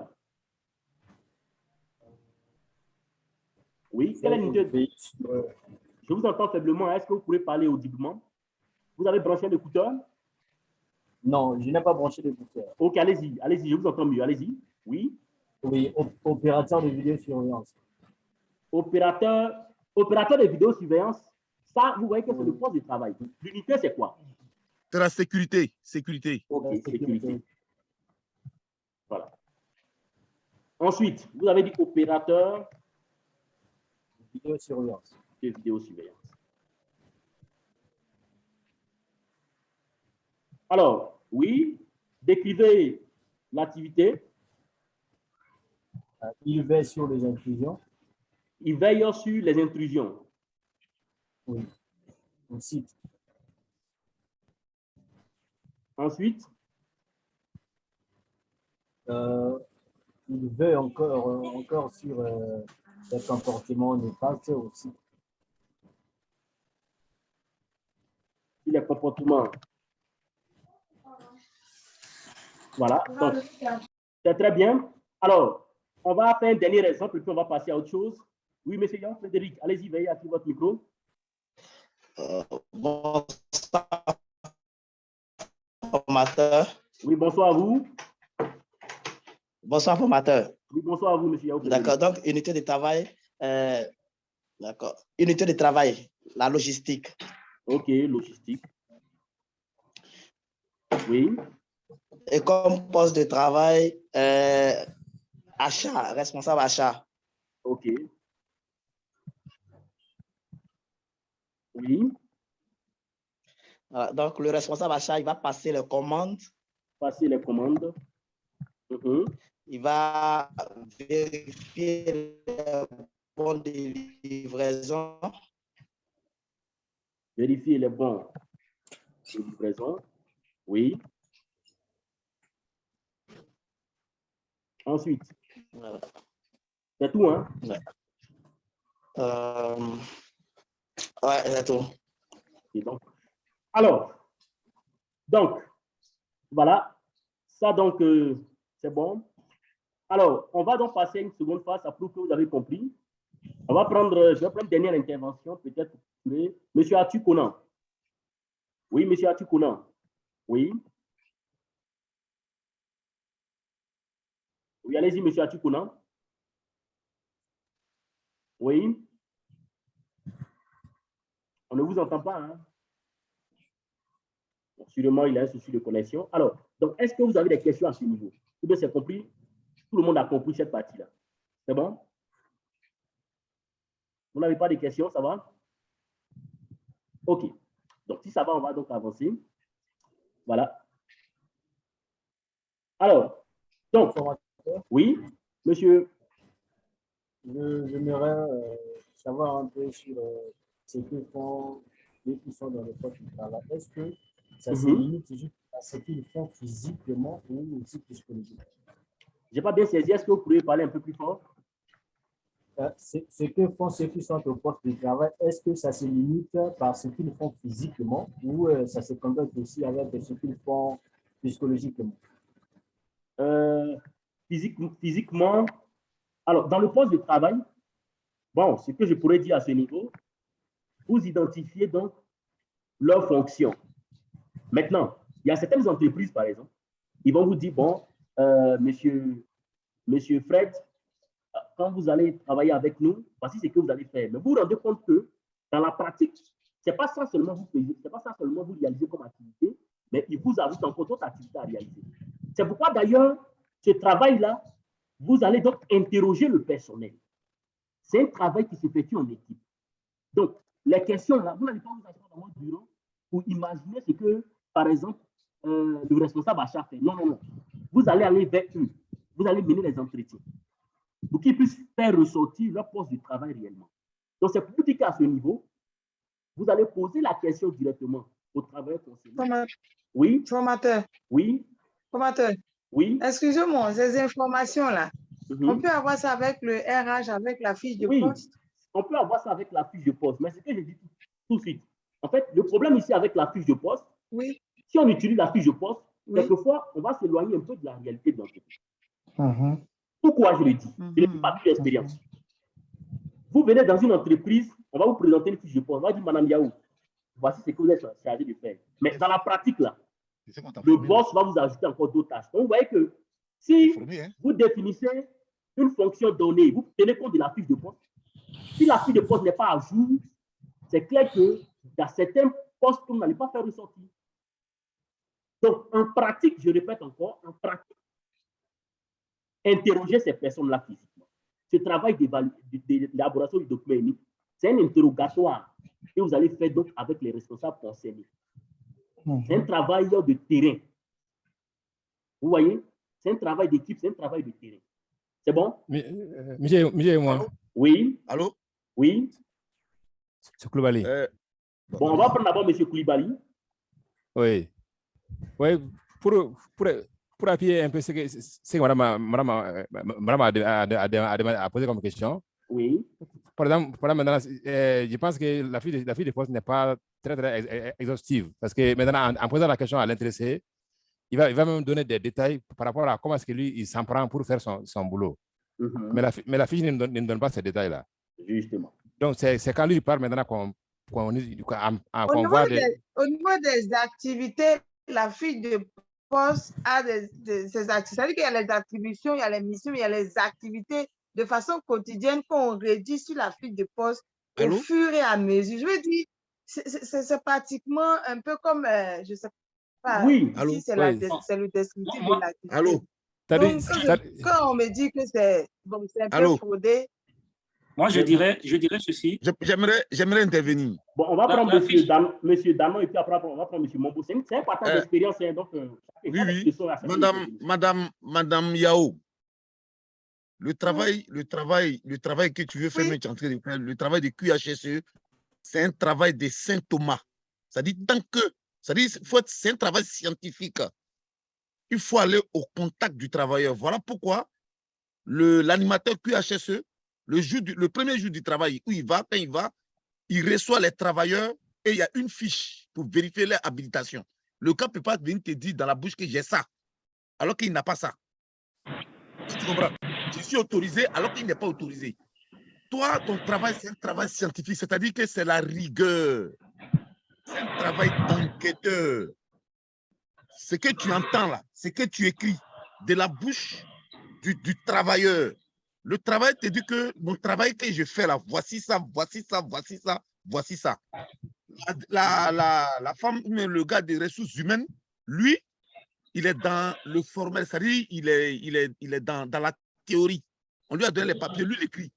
Mais le travail de QHSE, le gars, c'est scientifique, c'est un gars qui est rigoureux et il va se baser sur des preuves palpables pour faire ses conclusions. Et ce sont ces conclusions-là. C'est ça qu'on prend en compte. Donc, ta fiche de poste de RH, là, il faut oublier ça. Le seul moment où on va sur RH, c'est quand tu arrives nouvellement et tu vas voir le RH, donne-moi les documents, j'ai parcouru pour voir le nombre d'accidents, comment les accidents se sont produits, pour que toi, tu te fasses une idée et tu t'en fais ton enquête. Et c'est tout ça là que tu prends et que tu rédiges dans ton document unique. Donc, afin de RH, il faut laisser. Toi, tu dois aller au contact. Dans la formation, dans certaines formations, on donne des cours spécialement sur ce qu'on appelle l'entretien. C'est-à-dire, tu vas au contact du travailleur et tu lui poses des questions. On appelle ça l'entretien. Tu comprends, non? Donc, il y a des cours sur l'entretien aussi. Tu comprends? Donc, il faut laisser la fiche de RH. Toi, tu es spécialiste et tu vas demander. C'est comme un malade qui arrive chez le médecin et puis il dit au médecin, bon, depuis hier, il y a mal au ventre, il faut me donner un médicament, je vais prendre ça, s'arrêter. Le médecin ne va jamais faire ça. Il va t'ausculter, il va t'examiner, il va faire ses analyses. Et c'est sur les réponses, les conclusions de son analyse qu'il te donne le médicament. Voilà comment ça se passe. Voilà. C'est ce que j'aimerais ajouter. Ok, merci pour cette intervention. Michel et moi. Oui. Ma parole a été coupée pendant que j'étais en train d'intervenir. Oui, monsieur Bakary, allez-y. Voilà. Donc ça me donne encore l'occasion de résumer ce que monsieur, je ne sais pas qui. Oui, c'est monsieur Danon, monsieur Danon. Monsieur Danon vient aussi d'ajouter. Bon, moi, je dirais que les documents de base que les RH détient peut être considéré comme une source empirique. Donc maintenant, dans un diagnostic, soit on commence par les sources empiriques, ensuite maintenant on vient au terrain, ou on vient sur le terrain, après on complète avec les sources empiriques. Donc je pense que les deux sont utiles. Parce que un employé peut ne pas exécuter certaines tâches mais qui sont dévolues à lui. Mais peut-être que la tournure de l'activité fait qu'il peut faire 6 mois sans faire des activités. Quand on va lui poser des questions, il va dire exactement ce qu'il est en train de faire maintenant. Il va oublier même certaines tâches il va oublier des tâches qui sont dans son job de description, mais qui ne fait pas actuellement. Donc, je pense que c'est les deux qu'on va associer pour décrire le poste. Et en tant que maintenant qu'expert, faire maintenant l'analyse des risques auxquels il est exposé.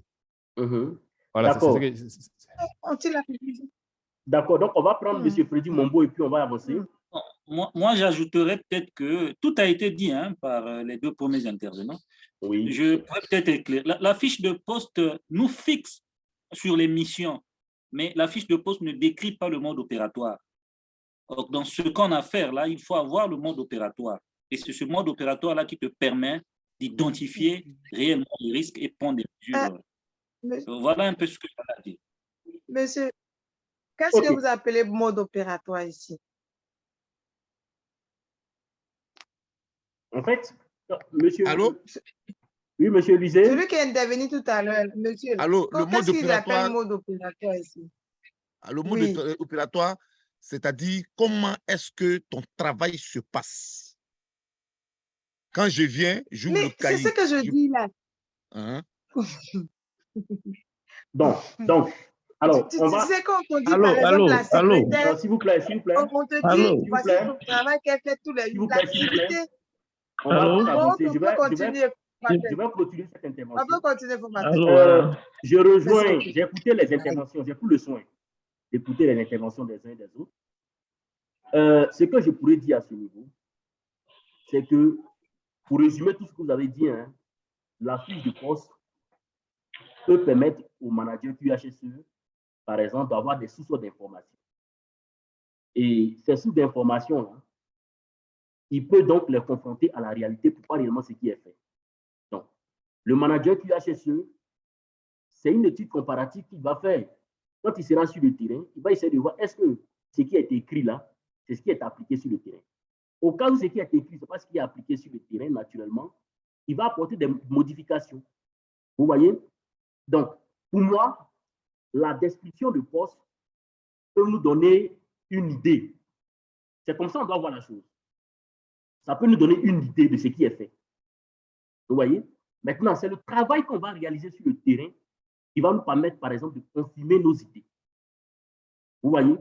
Ça peut nous donner une source d'information, ça peut nous donner des idées. Et c'est comme ça qu'on doit voir la chose. Mais il faut mettre l'accent, et ça je précise, le document unique d'évaluation des risques, ce n'est pas un travail, on va dire, c'est un travail pratique en fait. Et ça, vous devez comprendre ça. C'est un travail méthodique et très pratique. C'est un travail de terrain. Et ça, vous devez retenir ça. C'est un travail de terrain. Dans l'évaluation des risques, je vais vous présenter tout à l'heure des outils sur lesquels vous pourrez donc vous baser après la description de l'activité afin de faire ressortir les risques auxquels vous êtes confrontés au sein de votre entreprise. Donc, rapidement, nous allons donc évoluer. Je vais enregistrer le travail qu'on a fait parce que ça va nous aider dans la formation pratique. On va utiliser ce travail qu'on a fait là. Donc, du coup, on va donc évoluer. On va essayer maintenant, après la description des activités, il y a donc une étape très importante de l'évaluation, de l'élaboration du document d'évaluation des risques, qui est donc l'identification des risques. Comment donc identifier les risques? Alors, l'objectif de ce travail, c'est d'identifier tous les risques associés à nos différentes activités. Donc, lorsque on veut réaliser une identification des risques, on va prendre en compte les unités de travail qu'on a définies précédemment et faire ressortir tous les risques liés donc à ces unités de travail-là. Donc, la question qu'on va se poser, c'est sur quel outil s'appuyer? Sur quel outil s'appuyer? Alors, le premier outil que je peux vous présenter ici, c'est une trame de documents uniques. Donc, si vous avez par exemple des exemplaires de documents uniques qui ont été élaborés par certaines entreprises déjà, vous allez vous retrouver que quand vous allez prendre leur modèle, vous allez voir qu'il y a des activités que, par exemple, vous menez au sein de votre entreprise qui se retrouvent dans une autre entreprise, par exemple. Tout à l'heure, on a parlé du travail de la secrétaire. Quand on va aller dans l'entreprise de Mme Yaou, on va voir qu'il y a quelques activités qui se ressemblent. Donc, du coup, ça veut dire qu'il y a des risques auxquels vous pourrez aussi être aussi confrontés qui vont se retrouver donc dans d'autres entreprises. Donc, une trame de documents uniques. Donc, ensuite, une fiche d'entreprise. Alors, dans la fiche d'entreprise, on peut également retrouver les risques auxquels nous sommes confrontés. Un registre d'accidents et d'incidents. et d'incidents.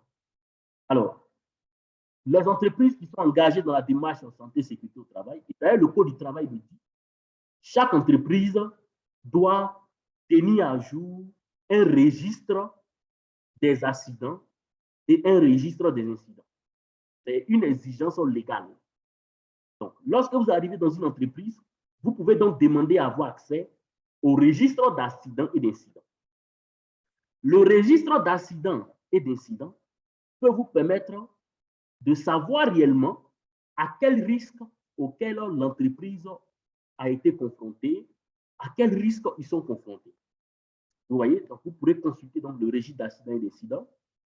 Ensuite, il y a un guide qui est proposé par l'INRS, qui est l'Institut national de recherche en sécurité. Voilà. Ça existe au niveau de la France. Donc, ils vont proposer un guide sur les risques liés aux entreprises. Et ce guide, on l'appelle le D840. Je vais vous présenter tout à l'heure ce guide-là. Alors, dans ce guide-là, qu'est-ce qu'on va retrouver? On va retrouver donc les risques auxquels sont confrontées les entreprises. C'est comme une checklist de risques que l'INRS vous propose en fonction de votre entreprise, en fonction du secteur d'activité. Vous voyez? Et l'INRS va plus loin. Dans ce document, dans le document ED840, il vous propose également quelques actions que vous pourrez mener par rapport à ces risques. Vous voyez? Donc, je vais vous présenter ce document-là. Je vais vous présenter ça rapidement. Je vous présente ça rapidement. Un instant, hein. Je vais vous présenter le D840. Voilà, vous allez voir de quoi il s'agit. Bien sûr, ce document-là, je vais vous remettre ça. Je vais vous remettre ce document parce que nous sommes dans une formation pratico-pratique. Donc, vous aurez ce document-là. Lorsque vous allez vouloir identifier les risques, vous pourrez aussi vous inspirer donc de ce guide-là. Alors, je vous présente ça rapidement. OK. Donc, comment ce guide-là se présente? D'abord, vous avez dans ce document, alors ici, ils ont fait ressortir les différentes étapes pour réaliser le document unique. Ensuite, quand on évolue, l'INRS nous propose des exemples de risques auxquels une entreprise peut être confrontée. Vous voyez, donc dans ce document, déjà dès le début, à la page 7, en vous présentant des risques auxquels une entreprise peut être confrontée. Vous voyez, donc il y a des risques auxquels une entreprise peut être confrontée. Ensuite, quand on évolue, vous voyez, on prend chaque type de risque et on explique. Donc, ici, l'INRS propose combien de risques? 17 types de risques. Donc, vous voyez, dans l'identification des risques, vous pouvez donc vous inspirer de ce document-là pour faire ressortir les risques auxquels votre entreprise est confrontée. On a parlé des risques de trébuchement ici, des risques de chute d'auteur, des risques liés à la circulation, des risques routiers en mission. Ça veut dire qu'une fois que vous avez ces documents, vous pouvez essayer de voir, mais parmi les 17 risques qui sont là, quels sont les risques auxquels on est confronté dans notre unité de travail? Vous pourrez donc vous inspirer de cela pour faire ressortir donc les risques liés à votre entreprise. Ensuite, ce qui est très intéressant dans ce document va plus loin en nous proposant, regardez, je vais zoomer un peu, vous allez voir, en fonction du type de risque auquel on est confronté, des actions sont des propositions d'action. Ça veut dire qu'en réalité, vous pourrez donc vous inspirer de ces actions-là pour définir donc vos actions à mener concrètement sur le terrain. Vous voyez, donc, pour chaque type de risque, on vous propose donc des actions que vous pourrez donc mener. Vous voyez, risque de chute d'auteur. Voici donc des actions qu'on peut mener. Ainsi de suite. Pour chaque type de risque, on vous propose donc des actions à mener à titre d'exemple. Vous voyez, ainsi de suite. Ainsi de suite. Voilà. Donc, ce document-là, je vais vous envoyer ça, je vais ajouter ça dans notre plateforme et vous aurez accès à ce document-là. Lorsque vous allez vouloir faire le travail de l'identification des risques, vous pourrez donc vous inspirer donc de ce document élaboré par l'INRS qui traite de l'évaluation des risques professionnels. Vous voyez, c'est mis ici, aide au repérage des risques dans les PME et les PMI. Vous voyez? Donc, vous pourrez vous baser là-dessus pour pouvoir vous inspirer dans votre identification des risques. OK. Donc, je vais mettre ce document-là à votre disposition. Donc, on va donc évoluer. Alors, donc, on a parlé du guide sur les risques. Alors, on peut également se baser sur le rapport de vérification périodique de l'incendie et de l'électricité. Quelquefois, vous sollicitez donc des organismes externes pour venir donc faire des inspections au sein de votre organisme par rapport à l'incendie et l'électricité au sein de votre organisme. Souvent, c'est ce qu'on appelle des audits en sécurité. Donc, souvent, vous sollicitez un prestataire externe. Vous pourrez, par exemple, ce jour-là, certainement, vous serez reconnaissant envers le formateur que je suis. Vous pourrez, par exemple, me solliciter pour venir faire, par exemple, un audit en sécurité au sein de votre entreprise. Alors, le rapport que je vais élaborer peut vous permettre d'identifier également les risques auxquels vous êtes confrontés. Le rapport de l'inspecteur du travail peut également vous permettre d'identifier les risques auxquels vous êtes confrontés. Parce que lorsque les inspecteurs viennent au sein de votre entreprise, je vous ai dit qu'ils jouent un rôle de conseil en matière de prévention des risques. Donc, quand ils viennent au sein de votre entreprise, naturellement, ils peuvent vous aider. Les rapports qu'ils vont produire peuvent également vous aider dans l'identification de vos risques. Ensuite, la fiche de données de sécurité. Ça, c'est très important. C'est quoi la fiche de données de sécurité? Alors, pour les entreprises, par exemple, qui utilisent des produits chimiques, lorsque vous utilisez des produits chimiques, les fournisseurs de ces produits chimiques-là vous remettent ce qu'on appelle la fiche de données de sécurité. La fiche de données de sécurité, c'est la fiche du produit.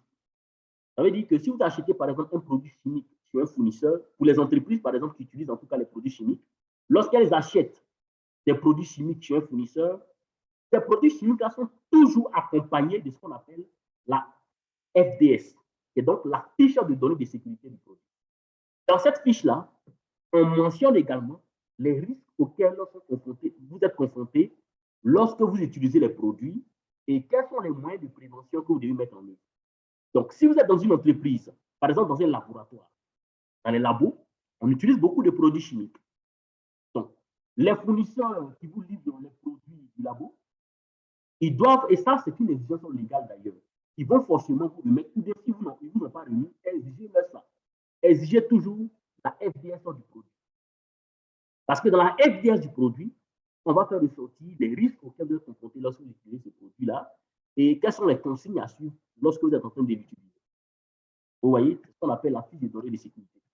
Donc, cette fiche-là accompagne tous les produits qui sont donc livrés par les fournisseurs. Vous voyez? Et enfin, l'entretien. Pour identifier les risques, on l'a dit tout à l'heure, on peut donc mener des entretiens directement avec le personnel également. Et en pratique, on mène beaucoup d'entretiens d'ailleurs. Donc, on peut mener des entretiens avec le service concerné, l'unité concernée par ces risques, le poste, etc. L'entretien va nous permettre donc d'identifier donc les risques également. Vous voyez, et je pense que dans notre intervention tout à l'heure, on a donc fait ressortir notamment le point sur l'entretien qui est d'ailleurs très important lorsqu'on évalue, lorsqu'on veut identifier les risques. Voilà, donc voici un peu quelques outils que je vous présente sur lesquels, naturellement, vous pouvez vous appuyer pour pouvoir donc identifier vos risques. Oui. Je voulais savoir, lorsqu'on fait, après avoir fait le découpage, et si on s'aperçoit que dans une unité, et il y a plusieurs, par exemple, une unité, il y a 2 ou 3 personnes qui font le même travail. Est-ce qu'on pose la question à ces 3 personnes ou on se sert d'un échantillon? Non, non, on ne va pas essayer d'un échantillon. On arrive, par exemple, si il y a 3, quels sont les risques auxquels vous êtes confrontés? Il faut savoir, il y a 2 types d'entretiens. Il y a les entretiens individuels et il y a les entretiens collectifs. Naturellement, à ce niveau, vous pourrez aussi mener des entretiens collectifs s'il y a plusieurs personnes qui gèrent le même poste. Vous voyez? Vous pouvez mener des entretiens collectifs. C'est bon? C'est bon, M. Moukala? D'accord. OK. Donc, vous voyez que notre fiche est en train d'évoluer. On a parlé de l'unité de travail, on a parlé du poste, on a parlé de la description de l'activité. Ici, donc, on va parler donc, du danger. On va parler de la situation dangereuse. On va parler donc des risques. Vous voyez? Et donc, à ce niveau-là, qu'est-ce qu'on va faire? On va faire donc un exemple sur la notion du danger. Et puis, je vais voir si vous avez compris réellement. Donc, on va revenir ici. On va prendre le service administratif. Voilà. Le service administratif. Alors, ici, on va faire ressortir donc les activités. On va prendre également le laboratoire. On va également faire ressortir ici. On va prendre la sécurité.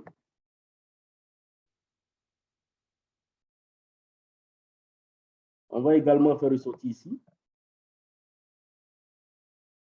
Ensuite, on va prendre également la logistique. On va également faire ressortir en dessous.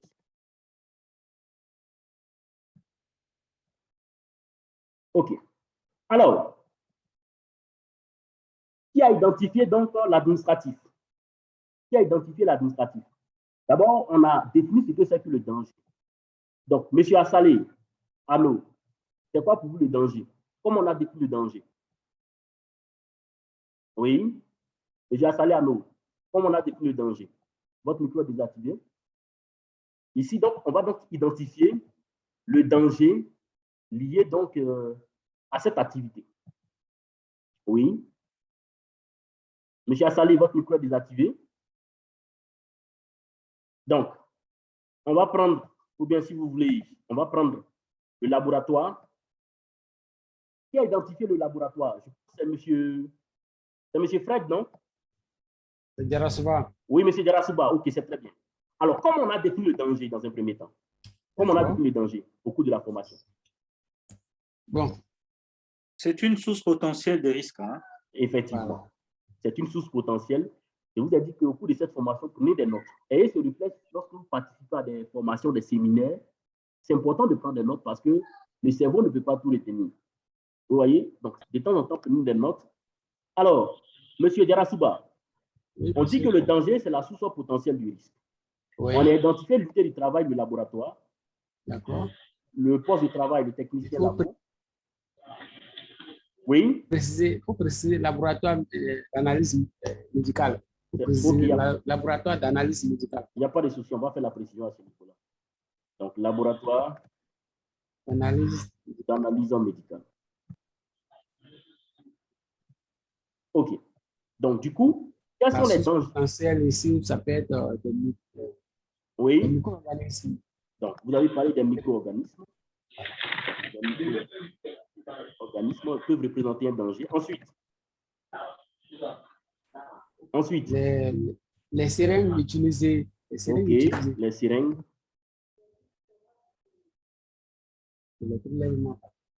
Oui. Qu'est-ce qui peut représenter un danger encore? Allô? Oui. Allô? Les produits chimiques utilisés aussi. Justement, les produits chimiques, je suis d'accord avec vous. Les produits chimiques peuvent représenter un danger. La flamme utilisée. Oui, la flamme, etc. Donc, seringue là, comment on écrit ce thème-là? Moi, je ne suis pas médecin. Hein. Comment vous écrivez ça? S-E-R-I. I-N-G. I-N-G, voilà. Oui, mais j'ai écrit ça et puis il a souligné. Bon, OK. Alors, quelle est la situation dangereuse qui vous expose? D'abord, on va identifier les risques. Donc, lorsque vous utilisez, vous avez les micro-organismes, les seringues, les produits chimiques. Au niveau des micro-organismes, quels sont les risques auxquels vous êtes confrontés, monsieur Jarasuba, lorsque vous utilisez, vous êtes en train d'effectuer les analyses? Oui. Bon, c'est que l'individu peut être contaminé. OK, donc on a les risques de contamination. Ensuite, on a quel risque encore? Les autres, c'est un travail d'équipe, hein? Donc on peut faire ensemble. Je pense que la seringue peut se piquer. C'est contamination aussi. Donc, voilà, oui. C'est contamination. C'est contamination. Ensuite, en dehors de la contamination. C'est tout. Formateur. On peut parler les blessures. Les produits chimiques peuvent avoir brûlure au niveau oui, les brûlures également, c'est très bien. Voilà. On peut avoir des risques de brûlure.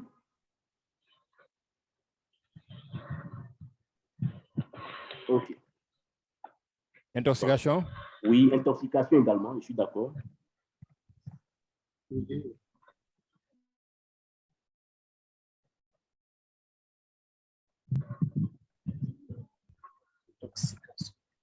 OK. Alors, donc, quelle est maintenant la situation dangereuse? On a dit que la situation dangereuse, c'est la situation qui nous expose donc au risque. Allô? Oui.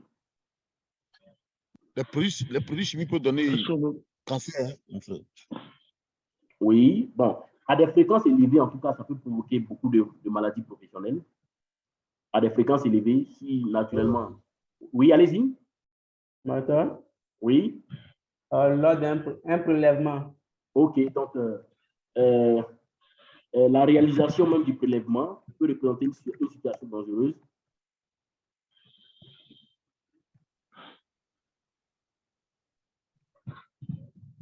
Du prélèvement. Ensuite, la manipulation. Oui, la manipulation également des produits chimiques, je suis d'accord avec. Donc, on va noter ça, la manipulation. Manipulation des produits. Voilà. Des produits chimiques. Pas seulement des produits chimiques, même la manipulation lors de l'analyse. OK, donc la manipulation des produits chimiques et lors de l'analyse.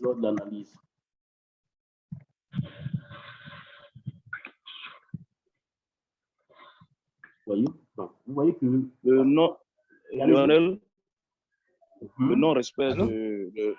non-respect du port de masque à gaz et des gants pour la manipulation. On peut donc identifier plusieurs situations dangereuses, vous voyez? On peut donc identifier plusieurs situations dangereuses. On peut donc identifier plusieurs risques. Et donc, voici comment, de façon pratique, on effectue cette activité d'identification donc des risques. Vous voyez, donc, vous remarquez que le tableau qu'on a élaboré, c'est un tableau qui va donc évoluer. Regardez, dans un premier temps, on était donc à ce niveau-là, où on a décrit que l'activité dans le découpage. Et par la suite, on est passé à l'étape de l'identification des risques, où on a commencé donc à identifier les risques liés à chaque activité. Donc, on a complété le tableau. Vous voyez? Donc, à travers cette séance que nous venons d'avoir aujourd'hui, on a appris ensemble donc à définir les unités de travail. On a appris ensemble à définir donc les postes de travail. On a appris à définir les activités, les dangers, la situation danger, les risques. Et ce travail qu'on a fait ici, là, l'outil que je vais vous partager demain, que j'ai élaboré, c'est le même travail qu'on va faire à l'intérieur. Donc, si vous avez compris ce travail qu'on a fait ici, c'est comme si même si je vous donne l'outil, avec l'explication que je vais vous donner un exercice pour m'assurer que vous avez compris ce travail. Donc, demain, on n'a pas encore terminé. Il y a l'étape de l'évaluation qu'on va voir demain. Et on va achever donc par l'étape de la réévaluation qu'on va voir également demain. Parce que là, il est 22h09 à ma montre. Je voulais bien continuer, mais il y a des participants au niveau de la France, par exemple. Je pense que chez eux, il est 23h09. Alors, vous savez qu'à partir de 23h09, le cerveau ne peut plus vraiment rien capter. Et de façon pédagogique, il est recommandé, à partir d'une certaine heure, d'arrêter la formation. Même si c'est vrai que je sais que l'appétit vient en mangeant, en tant que participant à la formation, vous souhaitez davantage évoluer dans la formation. Demain, on va se retrouver encore à la même heure à partir de 18h30. Et à partir de demain, on va donc achever toutes les étapes. On s'est arrêté aujourd'hui à l'identification. À partir de demain, on va donc achever toutes les étapes de la réalisation du document uni d'évaluation des risques. Et après ça, on passe maintenant à l'outil. Donc, l'outil, je l'ai préparé pour vous. Je vais vous présenter un peu l'outil. Demain, quand on va achever, demain, au bout de 20 minutes déjà, on aura achevé ce travail que nous sommes en train de faire. Et on va passer maintenant à l'outil. Je vais vous présenter brièvement l'outil que j'ai élaboré. Vous pouvez utiliser dans toutes les entreprises dans lesquelles vous allez élaborer les documents, dans lesquelles vous allez investir. Voilà. Donc, je vais vous présenter l'outil. Voilà. Alors, l'outil se présente comme suite. C'est un outil Excel que j'ai élaboré. C'est très facile à utiliser d'ailleurs. Alors, dans un premier temps, vous voyez, ici, vous allez donc présenter votre entreprise. Ça, c'est l'étape de la présentation, etc. Après ça, on a la partie hiérarchisation des risques. Ça, c'est une étape qu'on n'a pas encore vue. On va voir ça demain. Après ça, les actions à mener court terme, à moyen terme et à long terme seront décrits ici. Et c'est ici, je vous présente brièvement les risques liés à l'entreprise. Ici, je vous présente donc, c'est ici comment réaliser l'évaluation des pratiques.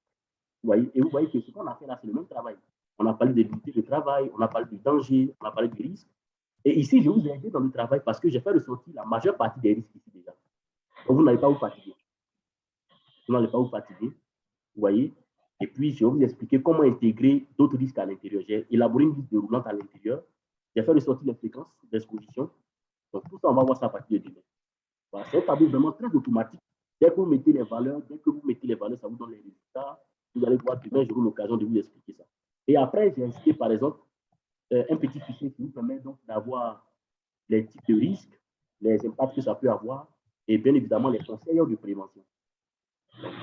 Demain, on va donc exploiter cet outil-là. Je vais vous expliquer minutieusement. Et quand on va terminer la formation, je vous donne un exercice sur l'outil. Vous voyez? Donc, si vous avez des questions, je vais prendre 2 questions rapidement et puis on va clôturer la séance de jour. Oui? Des questions? Allô? Oui, allez-y. Commentaire. Oui. S'il vous plaît, le tableau qu'on vient de faire là. Oui. Commentaire. L'exemple qu'on vient de faire là, c'est intitulé, c'est quoi? C'est l'unité de travail ou bien c'est identifier les risques? Quelle étape? C'est la première étape, c'est ça? On a vu plusieurs étapes. Le tableau l'exemple qu'on vient de démontrer tout à l'heure là. Aujourd'hui, on a vu les deux premières étapes. Les 2 premières étapes, regardez. Ah, d'accord. On a vu aujourd'hui le découpage en unités de travail. Et puis, on a vu également aujourd'hui l'identification des risques. Vous voyez, l'identification des risques. Vous voyez? D'accord, merci. Voilà. Merci pour ma Demain, on va voir les 4 autres étapes et puis on va passer à la pratique. D'accord. OK. D'autres questions? D'autres questions? J'ai vu tout à l'heure M. Konaté Commandant qui voulait intervenir. Oui, M. Konaté. Des questions? Oui? Oui, M. Konaté? Bon, je voudrais revenir un peu sur l'hierarchisation des risques. Là. Bon, c'est une étape qu'on n'a pas encore vue. Hein. Voilà, ok. On n'a pas encore vu ça, c'est demain, on va voir ça. D'accord, Inch'Allah. Nous, il y a un adage qui dit, ce qui vient vers toi, pas te presser pour aller regarder. D'accord, ça compris. Demain, on va voir ça. Merci bien. Bonne soirée, Lionel. Oui, des questions? Donc, s'il y a plus de questions, en tout cas, c'est un réel plaisir de partager ma modeste expérience avec vous. On va se retrouver demain. Commandant? Oui, monsieur Demandé. Et le lien, n'oubliez pas le lien pour qu'on puisse télécharger la vidéo. D'accord, il n'y a pas de souci. Dès qu'on finit la formation, au bout d'1 heure de temps, la vidéo sera disponible sur notre plateforme. Monsieur Achille va vous envoyer le lien dans le groupe. Et puis vous pourrez donc consulter la vidéo de formation. Voilà. Merci. Allez, merci à vous. Merci à vous. Merci à vous. Merci à vous et excellente soirée. À demain. Merci, formateur. Merci à vous.